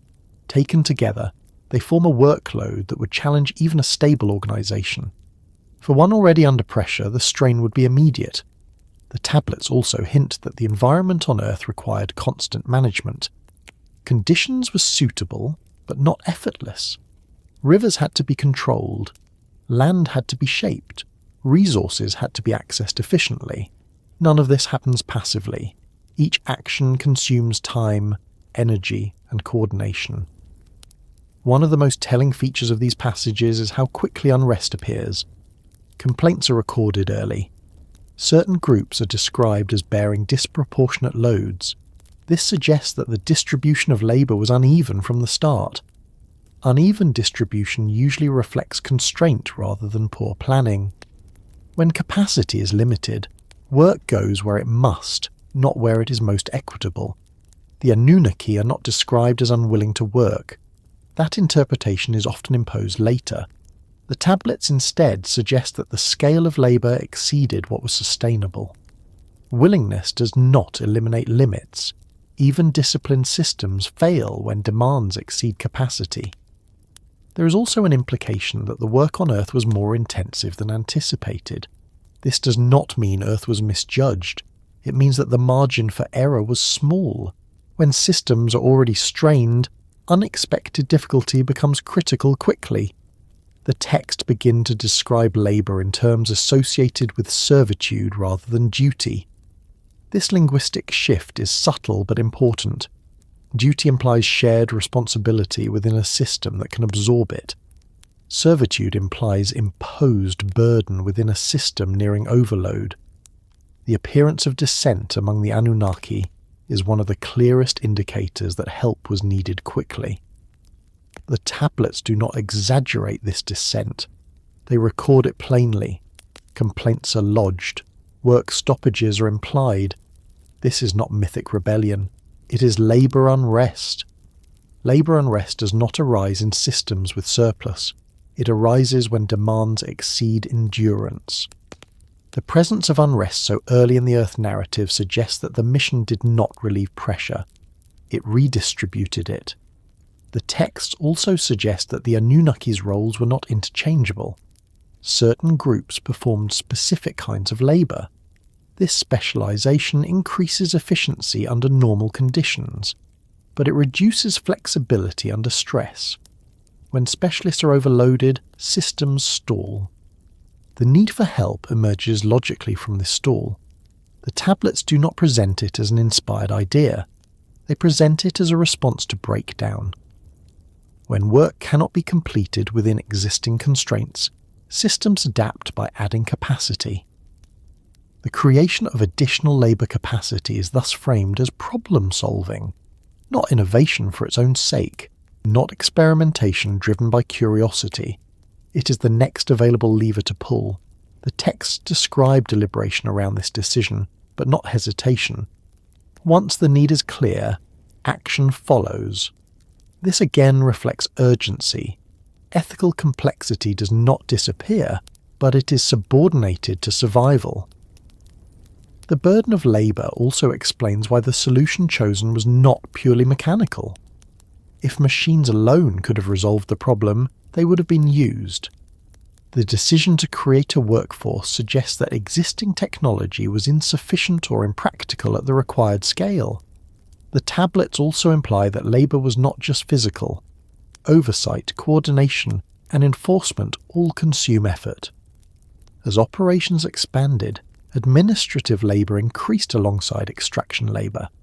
This compounded the burden. Another clue lies in the way time is discussed. Deadlines become implicit. Tasks are expected to be completed within certain cycles. When time pressure increases, the cost of delay rises. This makes additional labour more attractive despite its complications. The Anunnaki's authority structures also begin to strain under this burden. Leaders are described as arbitrating disputes rather than directing progress. This is a sign of systems under stress. When leaders spend more time resolving conflict than advancing goals, capacity is being lost. The tablets do not describe the need for help as a failure. They describe it as an adjustment. This framing is important. It suggests that adaptation was valued over pride. Systems that survive long-term are those that change. The speed with which the solution is implemented suggests that groundwork had already been laid. Concepts of creation, shaping and control appear earlier in the texts. The crisis did not invent these ideas, it activated them. The burden of labour also sheds light on later portrayals of humanity's role. Humans are not introduced as companions or partners, they are introduced as workers. This role is not accidental. It arises directly from the pressures described here. The tablets do not justify this role philosophically, they assume it. When survival is at stake, justification often becomes unnecessary to those making decisions. The audience of the text shared this assumption. There's also evidence that the Anunnaki did not expect this solution to have lasting consequences beyond utility. The creation of help is framed as temporary relief. Long-term implications are not explored. This is common in crisis decision-making. Immediate relief eclipses distant outcomes. The burden of labour thus acts as a hinge point in the narrative. It connects material necessity with biological intervention. Without this pressure, later actions make little sense. With it, they follow a grim logic. The tablets also suggest that the burden was cumulative. Each new task added weight. There is no indication that completed tasks reduced overall pressure significantly. This accumulation makes the need for help unavoidable. The lack of celebration around the creation of help mirrors the lack of celebration around arrival. Both are treated as steps taken under pressure. Neither is framed as achievement. The text's restraint again reinforces credibility. There is no attempt to dramatize suffering. It is recorded because it affects output. This utilitarian perspective dominates the narrative. The burden of labour also explains why compassion does not feature prominently. Compassion requires surplus. Under strain, systems prioritise function. This does not mean cruelty was intended. It means limits were real. The tablets reflect those limits without apology. As the narrative continues, the consequences of introducing additional labour capacity will unfold. New problems will arise. New hierarchies will form. New tensions will emerge. But at this point in the record, the logic is simple. The work was too much. The systems were strained. The mission could not proceed as planned without relief. The Anunnaki needed help not because they lacked skill or discipline, but because the demands placed upon them exceeded what they could bear. Earth had provided resources, but resources alone were not enough. Someone had to extract them. The burden of labour thus becomes the immediate driver of the most consequential decision in the tablets. It is not ideology or ambition that forces the next step, it is exhaustion. And as the story moves forward, this exhaustion will give rise to creation, hierarchy and consequences that extend far beyond the original emergency, reshaping the world that had been chosen only to work and never meant to carry so much weight. The decision that follows the mounting burden of labour is recorded in the tablets with a tone that is strikingly restrained. There is no moment of awe, no framing of brilliance or divine inspiration. What appears instead is something quieter and far more unsettling. The act of creation does not arise from curiosity, generosity, or the desire to share existence. It arises from pressure, from exhaustion, from a narrowing field of options in which survival begins to outweigh every other consideration. The texts make clear that this decision was not the first choice. It was not even an early choice. It appears only after other measures had failed to relieve the strain. Tasks had been reassigned. Authority had been tightened. Extraction intensified. Oversight expanded. Still, the imbalance persisted. Work continued to exceed capacity. The long emergency had reached a point where adaptation within existing limits was no longer sufficient. Creation enters the record not as miracle, but as contingency. The language used to describe the deliberation is careful. It does not dramatize debate, but it does acknowledge hesitation. Certain boundaries are implied. Lines that had not previously been crossed are now considered. The tablets do not spell out ethical frameworks, but they hint at awareness. This was not an obvious step. It was a last one. What is especially notable is that the texts do not present this act as creative expression. There is no celebration of ingenuity. The process is described in functional terms. Materials are combined, procedures followed, outcomes assessed. This is not artistry. It is engineering under duress. The idea of shaping life was not new to the Anunnaki.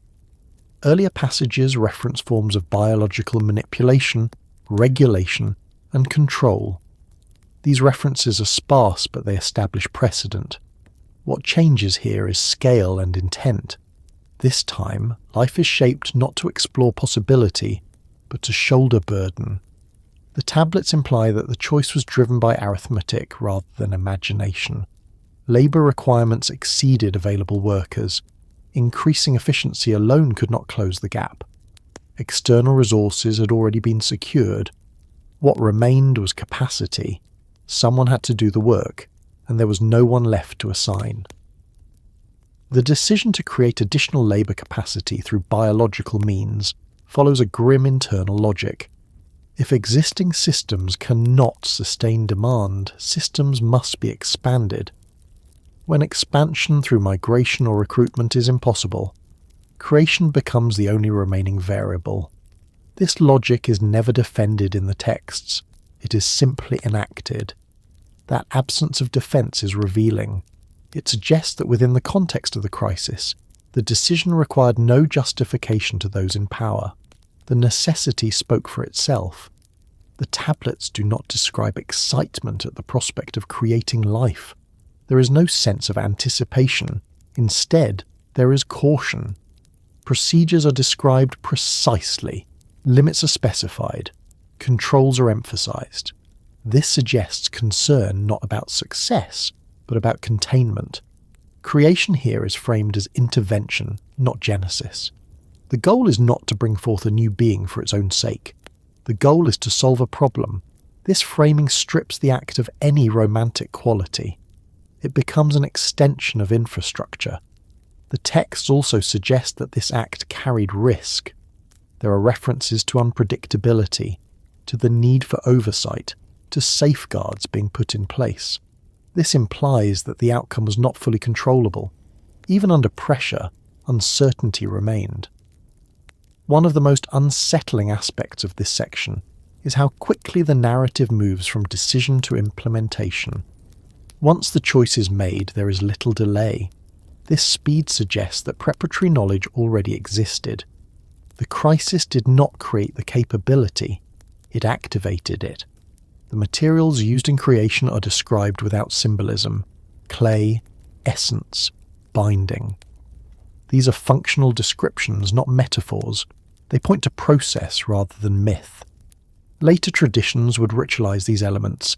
Here, they are procedural. The purpose of the created beings is stated plainly. They are to work, to relieve burden, to take on tasks that had exhausted their creators. There is no mention of companionship, stewardship, or shared destiny. Function defines existence. This is perhaps the most important distinction. Life is created here not as an end, but as a means. That inversion carries consequences that the tablets do not explore, but they do not hide. The texts also indicate that this solution was seen as temporary. There is no suggestion that the created beings were meant to persist beyond their usefulness. Longevity is not discussed. Continuity is assumed only insofar as it supports function. This assumption reveals a profound blind spot common in crisis decision-making. Immediate relief overshadows long-term impact. The tablets reflect this pattern clearly. The future is not denied, it is deferred. There are also hints of internal disagreement around the decision. Certain figures are associated with caution, others with execution. This division suggests that the act was controversial, even if it was ultimately accepted. The tablets do not dwell on this tension, but its presence is implied through role differentiation. Once creation begins, the tone of the text shifts again. There is a sense of monitoring, observation, adjustment. The created beings are assessed for effectiveness. Their output is measured. This reinforces the idea that they were viewed as solutions rather than subjects. The speed with which labour pressure is relieved suggests that the solution worked, at least initially. Extraction increases. Systems stabilise. Complaints among the Anunnaki lessen. This outcome reinforces the logic of the decision and likely entrenched it further. What the tablets do not address is the experience of the created beings themselves. Their perspective is absent. This absence is consistent with the administrative focus of the record. Those who do not hold authority rarely appear except as variables. The creation as necessity also explains why later texts struggle to reconcile origin stories. When life is created for function, meaning must be added later. Myth fills the gap left by practicality. The tablets do not describe regret at this stage. Regret, if it appears, comes later. Here, there is only outcome. The burden has been reduced. The emergency has eased slightly. That is enough. This moment marks a turning point not because it is celebrated, but because it changes everything that follows. Once life is created to serve, hierarchy becomes embedded. Control becomes normalized. Responsibility becomes asymmetric. The Anunnaki in this framing are not villains or heroes. They are actors responding to constraint. Their choices are shaped by pressure, not malice. This does not absolve consequence, but it explains motivation. The unthinkable decision becomes thinkable when all other options have been exhausted. The tablets make this progression clear. Creation is not an act of whim. It is an act of desperation refined into procedure. The lack of ceremonial language also suggests that the act was not meant to be remembered. It was meant to work. Memory comes later, reshaped by those who inherit the outcome rather than those who made the choice. This functional approach to creation also explains why rules and limits appear almost immediately afterward. Control mechanisms are put in place. Boundaries are established. This indicates awareness of potential instability. Creation here is not freedom. It is containment. The texts imply that the Anunnaki understood this. They do not celebrate the act. They move on from it quickly, turning attention back to management. This haste suggests discomfort or at least reluctance to dwell on the implications. The emergency that forced the decision has not ended. It has merely changed shape. Labour is now available, but responsibility has multiplied. Oversight becomes more complex, new risks emerge. The tablets reflect this complexity by shifting focus again. Creation is not the climax of the narrative. It is another step, another adjustment, another compromise made under pressure. This framing challenges later interpretations that cast creation as gift or benevolence. The earliest layer of the record does not support such readings. It presents creation as necessity, born from exhaustion rather than love. The unthinkable decision is thus revealed not as a moral failure or divine triumph, but as a predictable outcome of sustained constraint. When systems are pushed beyond capacity, they expand in whatever way remains available. The consequences of this expansion are not immediate. They unfold over generations. The tablets will later reflect tension, rebellion, and redefinition. But here, at the moment of decision, the focus remains narrow. The work must continue. The burden must be borne, the emergency must be managed. Creation solves one problem while planting the seeds of many others. The tablets do not comment on this paradox. They simply move forward, carrying with them the weight of a choice that could not be undone once made. And as the narrative continues, the world shaped by this necessity begins to take on a life of its own, slowly drifting away from its original purpose, even as it remains forever marked by the conditions that brought it into being. Once creation has occurred, the tablets shift again, this time toward regulation. The tone tightens. Language that once focused on necessity now begins to emphasize limits. Rules appear not as abstract principles but as safeguards. This transition is telling. It suggests that from the moment life was shaped for labour, those responsible understood that something unstable had been introduced into the system. Creation solved an immediate problem, but it created new risks that had to be contained. The texts imply that boundaries already existed before this point. There were things that could be done and things that could not. These limits were not always written down, but they were understood. What changes here is that those limits are tested. The act of creating labour crosses into territory that had previously been avoided. The tablets do not say this directly, but they circle it repeatedly through references to restraint, oversight, and correction. Rules begin to appear because trust alone is no longer sufficient. Where systems rely on trust, regulation is minimal. Where systems rely on control, rules multiply.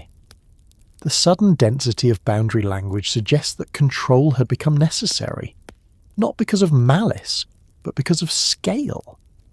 Once life exists in large numbers and for a specific function, unpredictability increases. The tablets also hint that the rules were not only for the created beings. They applied to the Anunnaki themselves. This is a crucial point often missed. The texts reference obligations, prohibitions, and consequences that fall on those with authority, as well as those without. This implies that the act of creation placed everyone within a more constrained framework. One of the most striking aspects of this section is the emphasis on limitation rather than empowerment. The created beings are described as capable, but restricted. Their roles are defined narrowly. Their autonomy is curtailed. This suggests fear, not fear of rebellion yet, but fear of excess labour, excess reproduction, excess unpredictability. The boundaries described are practical rather than moral. They concern behaviour, access, and authority. Who may decide? Who may act? Who may intervene? These are not philosophical debates. They are operational concerns. This reinforces the idea that the crisis mindset persisted even after creation. The tablets also imply that some boundaries were not clearly defined at first. This ambiguity is important. In many systems, rules are clarified only after they are violated. The texts hint that this was the case here. Certain actions occur that prompt reaction. New limits are articulated in response. Consequences begin to appear alongside these limits. Not immediately, but inevitably. When boundaries are crossed, responses follow. These responses are not framed as punishment in a moral sense.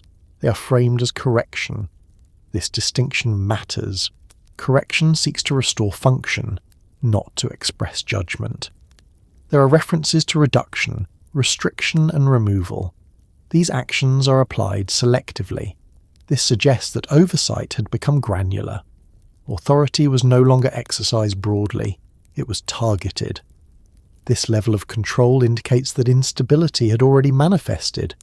The texts also suggest that not all consequences were intended. Some outcomes appear as unintended results of earlier decisions. This again reflects the reality of complex systems. When interventions are made under pressure, side effects emerge. One recurring theme is imbalance. Creation was meant to restore balance, but it introduced new asymmetries. Power, knowledge, and agency were distributed unevenly. The rules that follow attempt to manage these asymmetries without eliminating them. The Anunnaki are not portrayed as omniscient regulators. They react, they adjust, they revise. This responsiveness suggests that control was imperfect. Boundaries were tested repeatedly. Each test prompted further refinement. There are also indications that enforcement carried cost. Maintaining limits requires effort. Monitoring consumes resources. This adds another layer of burden to a system already under strain. The solution to one problem compounds others. The tablets do not hide this compounding. They reflect it through increasingly complex administrative language. More roles, more oversight, more procedures. Complexity is both response and risk. Another important detail is that the rules appear to be designed to prevent escalation. They are not about improvement, they are about containment. This suggests fear of runaway outcomes, uncontrolled growth, unmanaged agency. These are classic concerns when creating systems that can reproduce or adapt. The texts also hint at boundaries between realms being tested. Interaction between creators and created beings becomes regulated. Access is limited. Distance is enforced. This suggests recognition that proximity itself carried risk. The consequences described are not always immediate. Some unfold over time. This temporal delay makes them harder to manage. The tablets reflect this by revisiting certain issues repeatedly, as though they refuse to stay resolved. There is also evidence that some boundaries were crossed by those in authority. This is critical. The texts do not present violations as one-sided. Power does not guarantee compliance with rules. In fact, power often tempts transgression. When such transgressions occur, consequences follow, sometimes subtly, sometimes decisively. This suggests that the system retains some capacity for self-correction, even at high levels. The rules also serve a narrative function. They mark a transition from improvisation to structure. Creation was an improvisation under pressure. Regulation is an attempt to stabilize what improvisation unleashed. The tablets do not celebrate regulation. They treat it as necessary overhead. This again reflects the administrative mindset. Rules exist because systems are fragile, not because order is beautiful. Another telling aspect is the silence around consent. Rules are imposed, not negotiated. This reflects hierarchy. It also reflects urgency. Negotiation takes time. Time was scarce. The presence of consequences also indicates expectation of violation. Rules are only meaningful if breach is anticipated. This suggests that even those who set the boundaries understood that they would not hold perfectly. The text's restraint continues here. They do not dramatize conflict. They do not dwell on suffering. They record outcomes because outcomes affect stability. One of the most profound implications of this section is that creation changed the moral landscape permanently. Once life is created for function, ethics become intertwined with utility. The rules attempt to navigate this terrain, but they cannot undo the initial choice. The boundaries described are thus both protective and restrictive. They protect the system from collapse while restricting agency. This dual role creates tension that never fully resolves. The tablet suggests that some consequences were accepted as unavoidable. Loss, limitation, and control become normalized. This normalization is one of the most lasting effects of crisis-driven decision-making. As rules accumulate, flexibility decreases. The system becomes more rigid. Rigidity can preserve stability in the short term, but it increases fragility in the long term. The texts do not comment on this trade-off. They live within it. The boundaries also reshape identity. The created beings are defined by what they may and may not do. Identity becomes regulated. This has implications that extend far beyond labour. The Anunnaki too are constrained by the system they have built. Authority becomes responsibility. Responsibility becomes burden. The cycle continues. The tablets do not frame these developments as tragedy. They frame them as consequence. When certain choices are made, certain outcomes follow. This causality is implicit throughout. There is no suggestion that the boundaries could be easily removed. Once established, they persist. Removing them would risk collapse. This permanence gives the rules a gravity that later myths would reinterpret as divine law. At this stage in the narrative, the focus remains on control rather than reflection. The system is still being managed. The emergency has shifted, but it has not ended. The boundaries the texts say were broken are not described as taboos shattered in dramatic fashion. They are crossed quietly under pressure and only recognized fully once their effects ripple outward. The consequences do not arrive all at once. They accumulate. They embed themselves into structure, hierarchy, and memory. As the narrative moves forward, these rules and their consequences will shape everything that follows. They define relationships. They constrain possibility. They lay the groundwork for tension that will surface again and again. The tablets do not pause to judge these outcomes. They record them because they mattered. Judgment belongs to those who read them later, far removed from the urgency that made the unthinkable seem necessary. What remains clear is that once certain boundaries were crossed, there was no returning to what existed before. Creation had altered the system irreversibly. Rules could manage that change, but they could not undo it. And so the narrative continues, carrying forward the weight of limits imposed too late to prevent consequence, but just early enough to keep the system from collapsing entirely, at least for a time.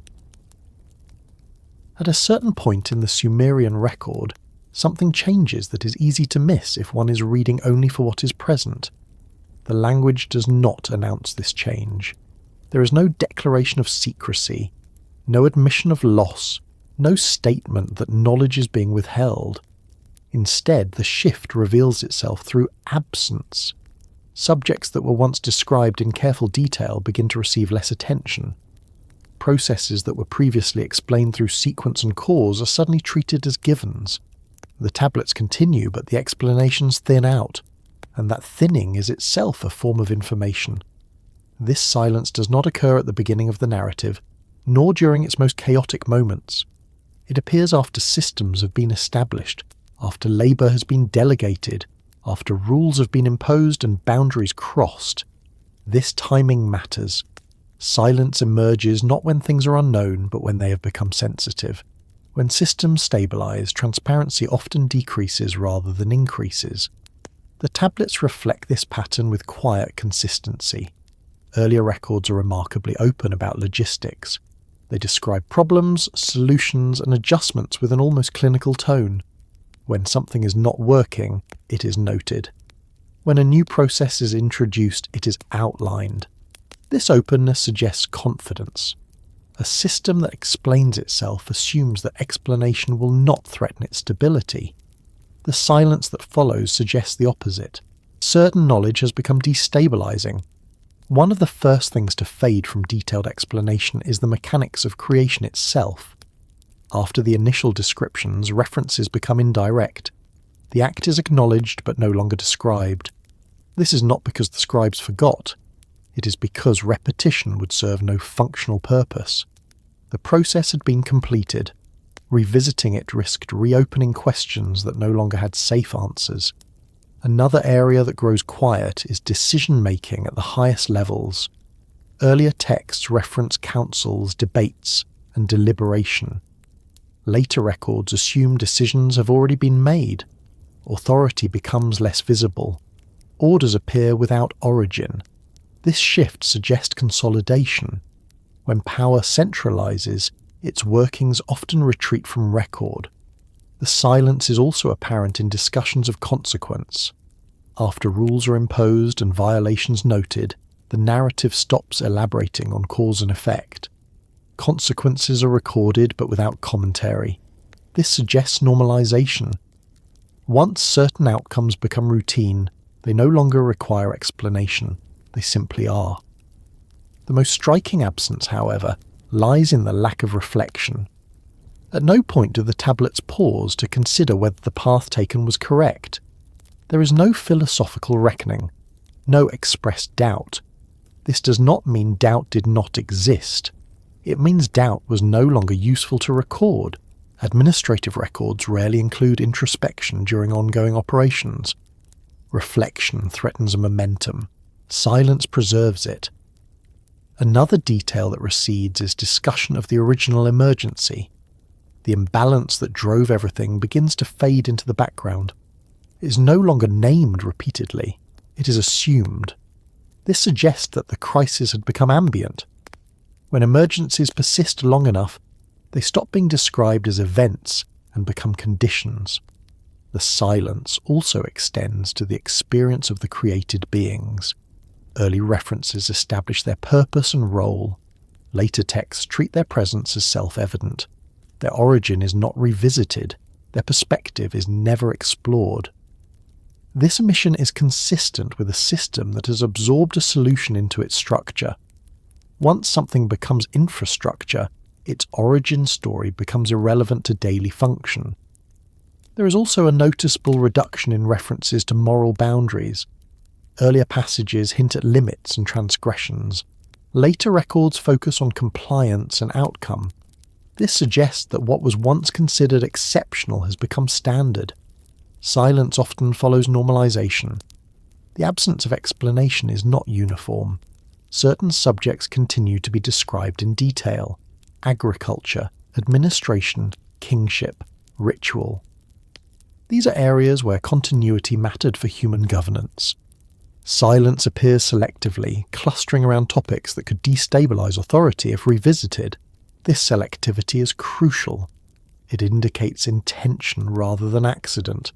Knowledge is not simply lost, it is deprioritized. The scribes themselves are part of this system. They write what matters to those in power and to those maintaining order. As priorities shift, so does the record. Silence is a product of alignment between recorder and authority. One of the most telling signs of intentional silence is repetition without explanation. Terms appear that once required context, now presented as obvious. This indicates that the audience was expected to know, but not to question. When explanation is removed, questioning becomes harder. The silence also suggests fear of precedent. Explaining how something was done invites comparison. Comparison invites challenge. By leaving certain mechanisms unexplained, the system avoids creating benchmarks against which it might be judged. Another aspect of this silence is temporal. Earlier texts are concerned with origins. Later ones are concerned with maintenance. Origins invite questions. Maintenance requires compliance. Silence supports the latter. The reduction in explanatory detail also aligns with the emergence of human kingship in the texts. As authority transitions from distant figures to earthly rulers, certain knowledge becomes unnecessary or dangerous for broader distribution.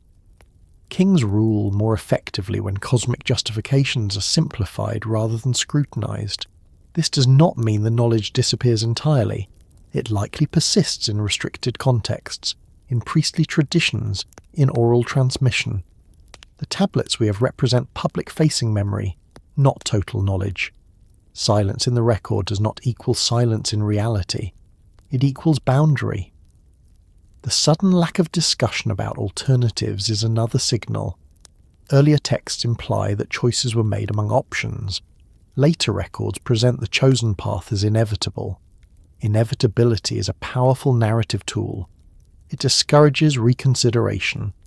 Silence also appears around failure. Setbacks are no longer analysed. They are recorded briefly, then absorbed.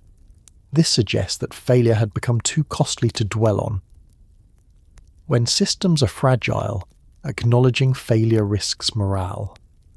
The tablet's silence can also be read as fatigue.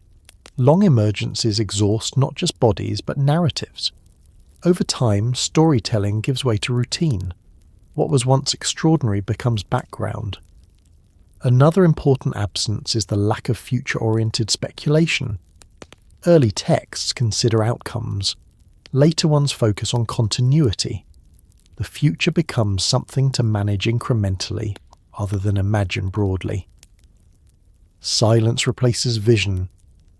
The sudden stop in explanation around certain practices suggests that they had become entrenched. Once a practice is entrenched, explanation becomes redundant. Redundancy is trimmed in records focused on efficiency.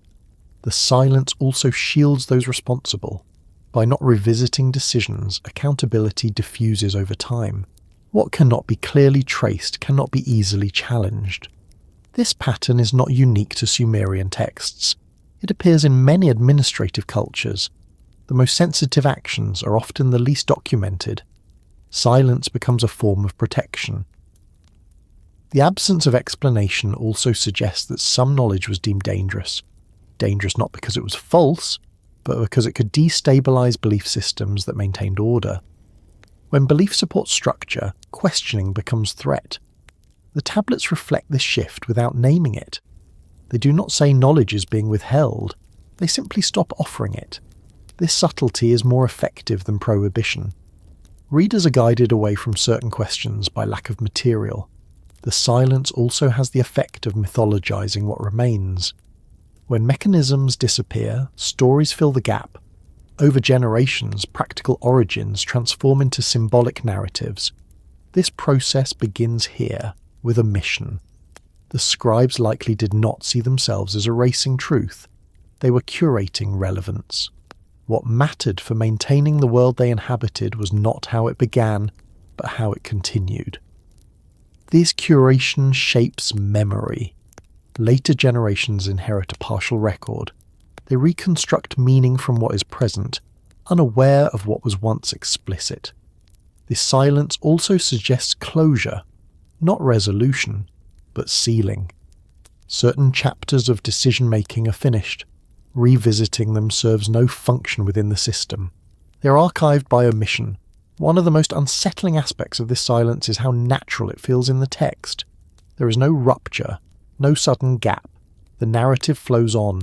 Silence is integrated, not abrupt. This integration makes it harder to detect. The tablets continue to describe rituals and laws with great care. This contrast highlights the silence elsewhere.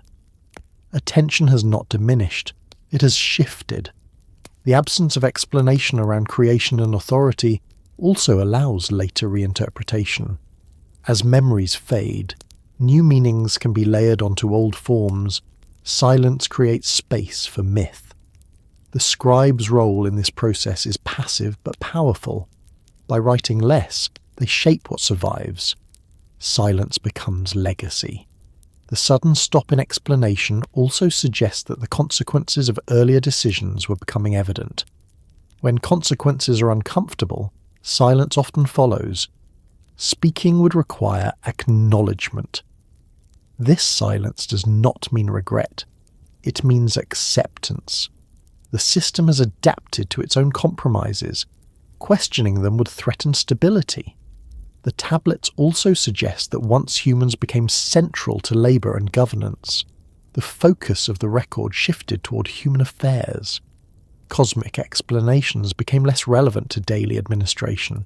Silence reflects pragmatism. Another detail is the disappearance of first-time language. Early texts describe things happening for the first time. Later records assume precedent. Firsts invite explanation. Precedents require compliance. The silence also aligns with the institutionalization of religion. As practices become ritualized, their origins matter less than their repetition. Silence preserves ritual authority. The absence of explicit explanation around certain boundaries also allows flexibility. Unwritten rules can be adapted without contradiction. Written ones cannot. The tablet's silence thus serves multiple functions. It protects authority, it stabilizes belief, it reduces complexity, it allows adaptation. What is most important is that this silence appears at a moment when one might expect more explanation, not less. Creation, rule-breaking, and consequence would seem to demand elaboration. Instead, they recede. This inversion is a signal. It tells us that something about these topics had become too foundational to revisit safely. The silence also shifts responsibility forward. Rather than asking why things are as they are, the focus becomes how to live within them. This forward-facing orientation is typical of societies that have passed through crisis and emerged changed. The record's quietness here is not emptiness. It is compression. Meaning has been folded inward, inaccessible without context that no longer survives. For modern readers, this silence can be frustrating. It feels like something important has been lost, and that feeling may be accurate, but it is also instructive. Silence tells us where power settled and where questioning stopped. The tablets do not end here. They continue with laws, kings, rituals, and stories. Life goes on, systems function, memory adapts. But beneath that continuity lies a missing layer. A layer where decisions were made that reshaped existence, then quietly sealed away. The silence in the records is not accidental. It is the sound of a system that has crossed a threshold and chosen not to look back. And as the narrative moves forward, that silence becomes part of the inheritance. Not spoken, not explained, but present in every structure that follows, shaping a world built on answers that are no longer asked. If the Anunnaki were forced to come, rather than choosing to come, the entire foundation of how human origins are usually framed begins to shift.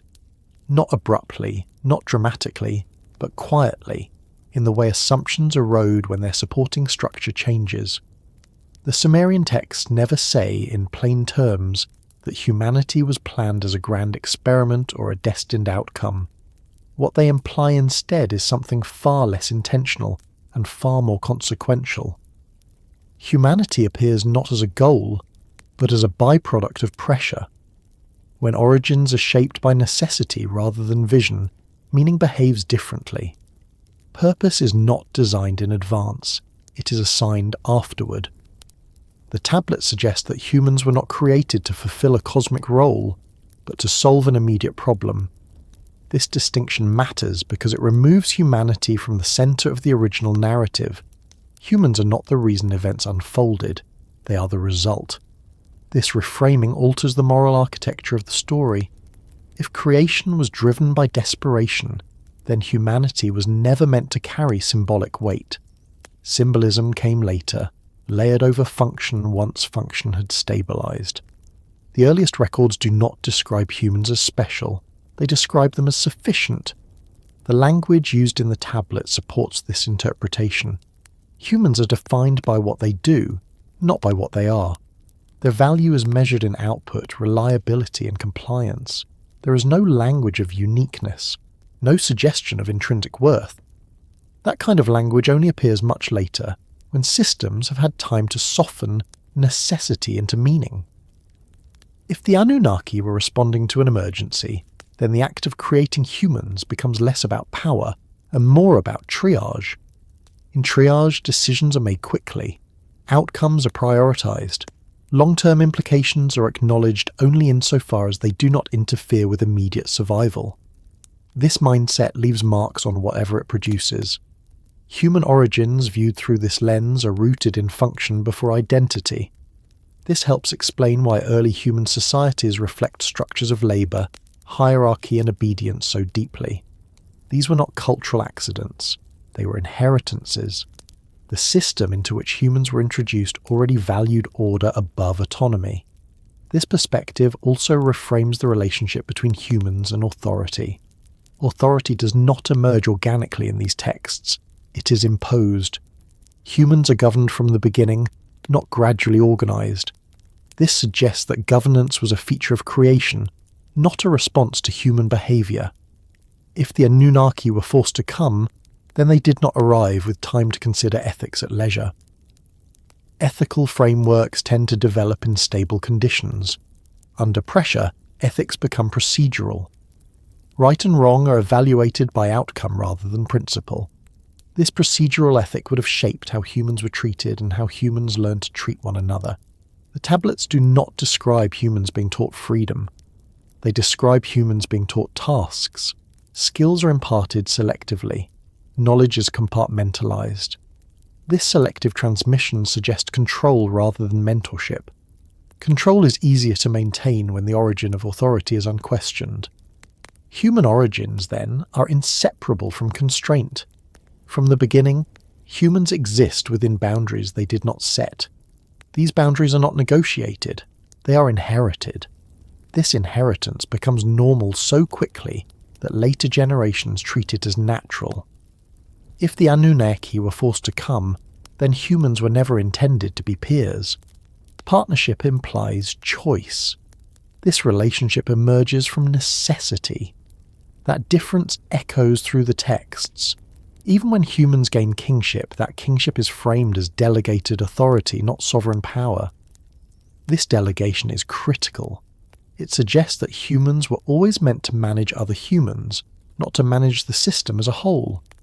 Ultimate authority remains elsewhere, even when it becomes distant or symbolic. This layered authority mirrors the original hierarchy of the mission itself. The forced arrival also reframes human suffering.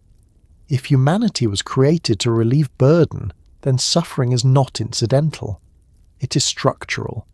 The texts do not dwell on suffering because suffering was expected. Expected conditions rarely receive explanation.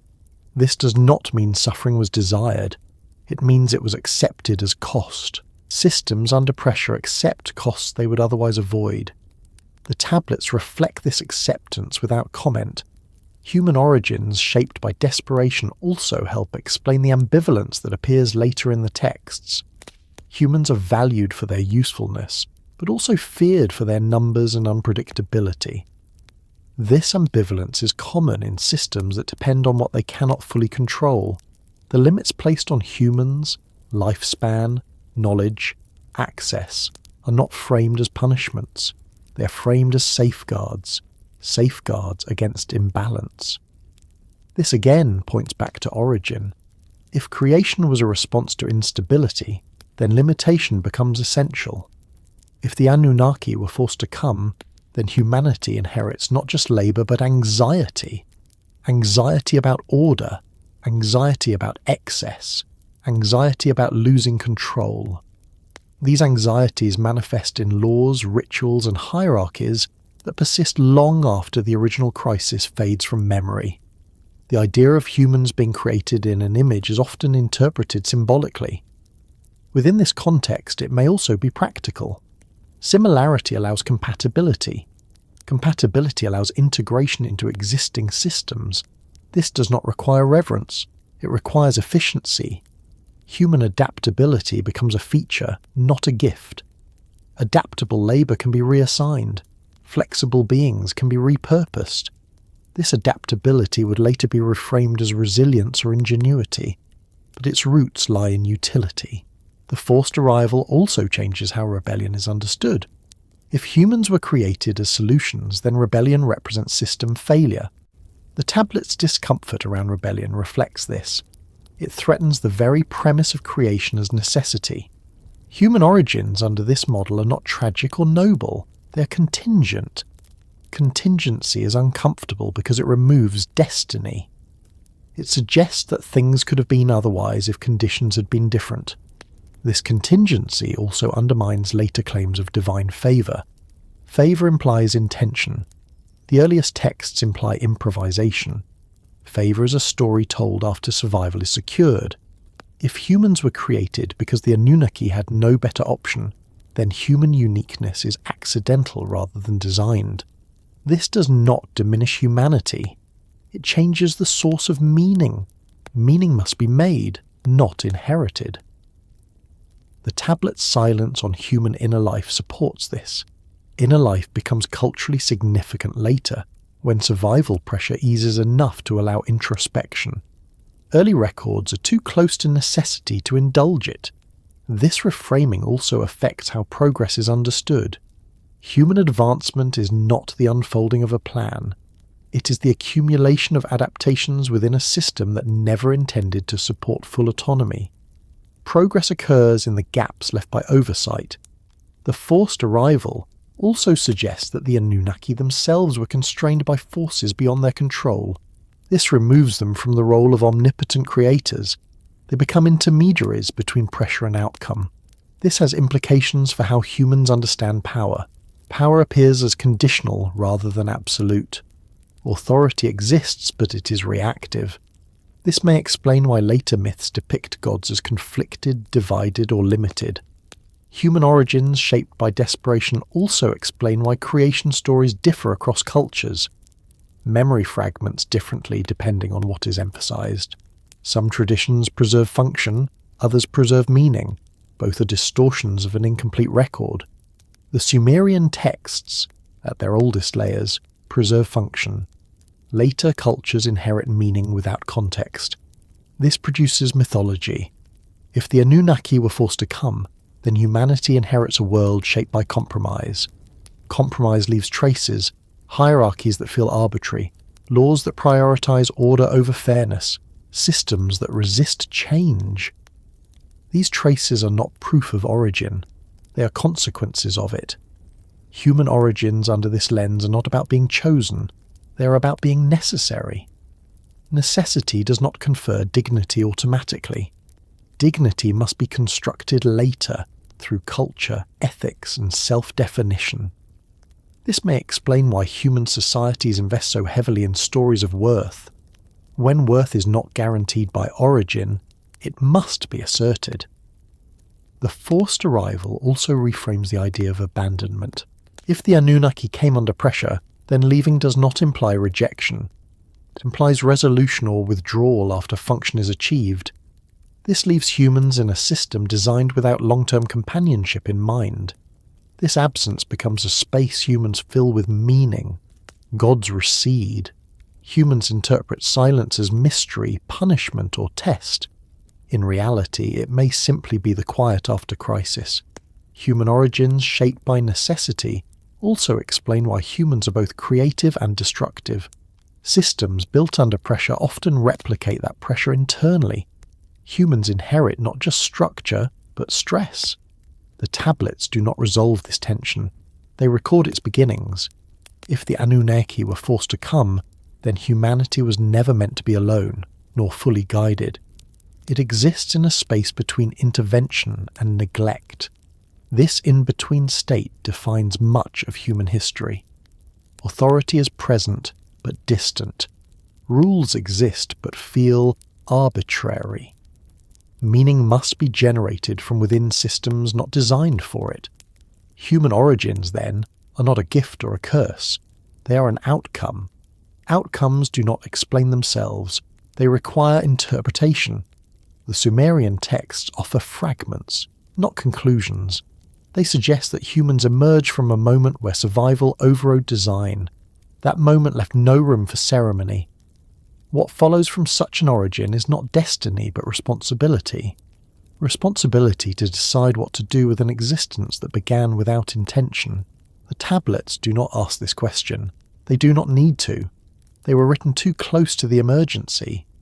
Later generations would ask it instead, inheriting a world shaped by necessity and tasked with finding meaning where none had been planned, carrying forward a story that began not with choice, but with pressure, and continues not toward resolution, but through consequence. There is a particular unease that lingers when a story ends not with revelation, but with implication. The Sumerian texts do not close their account with judgment, or even with clarity. They simply grow quieter. And it is in that quiet that their weight remains, not because they demand belief, but because they suggest a pattern that feels uncomfortably familiar. A pattern in which survival reshapes ethics, necessity rewrites meaning, and decisions made under pressure continue to echo long after the pressure itself has faded. What makes these ancient reasons unsettling is not their strangeness. It is their plausibility. There is nothing in the record that requires supernatural interpretation to feel disturbing. There is only administration, resource management, labour allocation, crisis response. These are not mythic concepts, they are human ones. They are the same forces that shape modern societies, expressed in older language and applied on a far larger stage. The idea that humanity might originate not from intention, but from contingency, destabilizes something subtle. It removes the comfort of purpose assigned from above. It replaces it with circumstance. Circumstance does not care who benefits. It only cares what works. And that indifference is difficult to reconcile with later stories of destiny and favour. The unease deepens when one recognises how little distance there is between the logic in the tablets and the logic that governs complex systems today. When environments degrade, decisions tighten. When resources become scarce, ethics compress. When survival is threatened, long-term consequences are deferred. These patterns repeat because they are not moral failures, they are structural responses. The Anunnaki, as they appear in the earliest layer of the texts, are not monsters. They are not saviours. They are managers of a system under strain. That is precisely what makes the story difficult to dismiss. There is no villain to reject. There is no hero to admire. There is only action taken because delay was no longer viable. The quiet discomfort comes from recognition rather than fear. Recognition that advanced systems are not immune to collapse. Recognition that intelligence does not prevent desperation.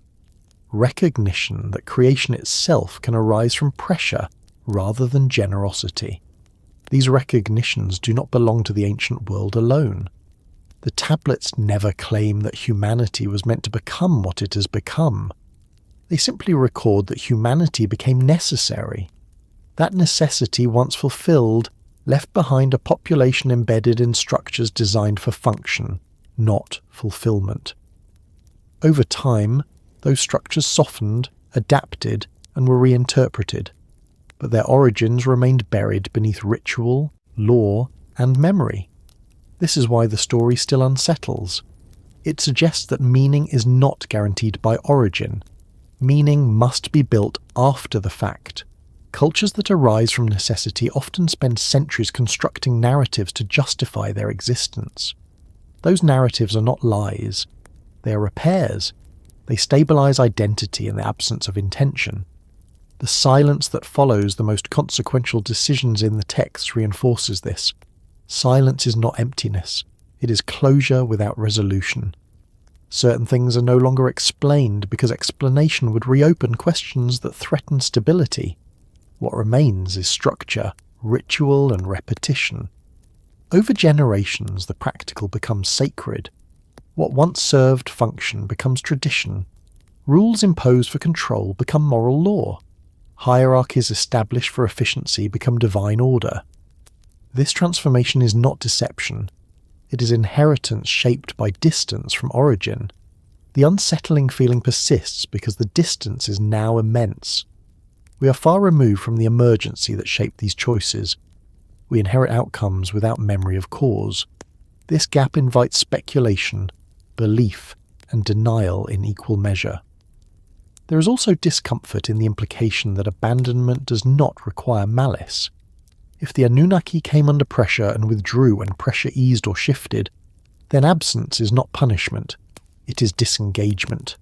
Disengagement leaves no instructions, only consequences. This interpretation reframes silence from above not as rejection, but as aftermath. Aftermaths are quiet.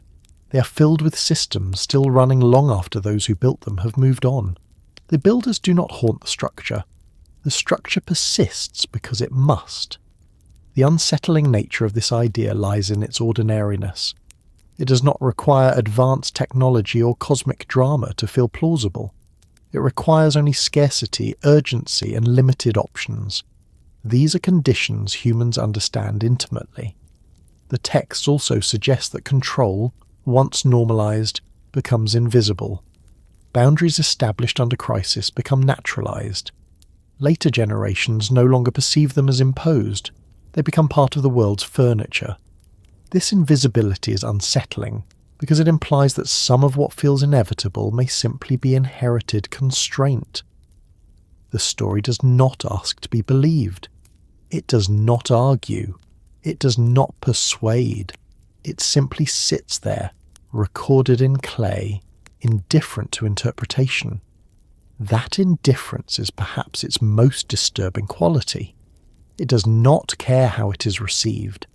The quiet before sleep is often when such ideas feel heaviest, not because they are loud, but because they do not resolve. They linger without demanding response. They allow the mind to drift while carrying something unresolved. The ancient reasons still feel unsettling because they suggest that the world may not have been shaped for meaning, only for continuation. Meaning emerges later as response rather than cause. This reverses a comforting narrative many cultures hold. Yet there is also something strangely grounding in this reversal. If meaning is not assigned at origin, it becomes available to be created. If existence began without intention, intention can still arise. It simply does not arrive prepackaged. The Sumerian texts do not provide comfort. They provide context. Context does not soothe. It clarifies. And clarity can be uncomfortable when it removes illusion without offering replacement. What remains after reading these fragments is not certainty, but awareness. Awareness that systems shape beings as much as beings shape systems. Awareness that survival leaves marks that outlast the crisis that caused them. Awareness that silence can be as informative as speech. The unease does not demand resolution. It settles instead, becoming part of the background hum of thought. Like the awareness of time passing or structures holding, it does not intrude. It persists. There is no final revelation waiting beyond the tablets, no hidden line that suddenly explains everything. The story does not close. It thins. It disperses into lore, ritual, memory, and habit. That dispersal is itself the ending. As sleep approaches, the mind does not need answers. It does not need certainty. It can simply rest with the idea that not everything that shapes existence was meant to, and that not everything that began under pressure remains bound by it. The ancient reasons remain unsettling because they do not resolve into myth. They remain logistical, and logistics, stripped of story, reveal how fragile even the grandest systems can be. That fragility does not diminish what came after. It explains it, and so the story does not conclude. It softens. It becomes another quiet layer beneath what is familiar.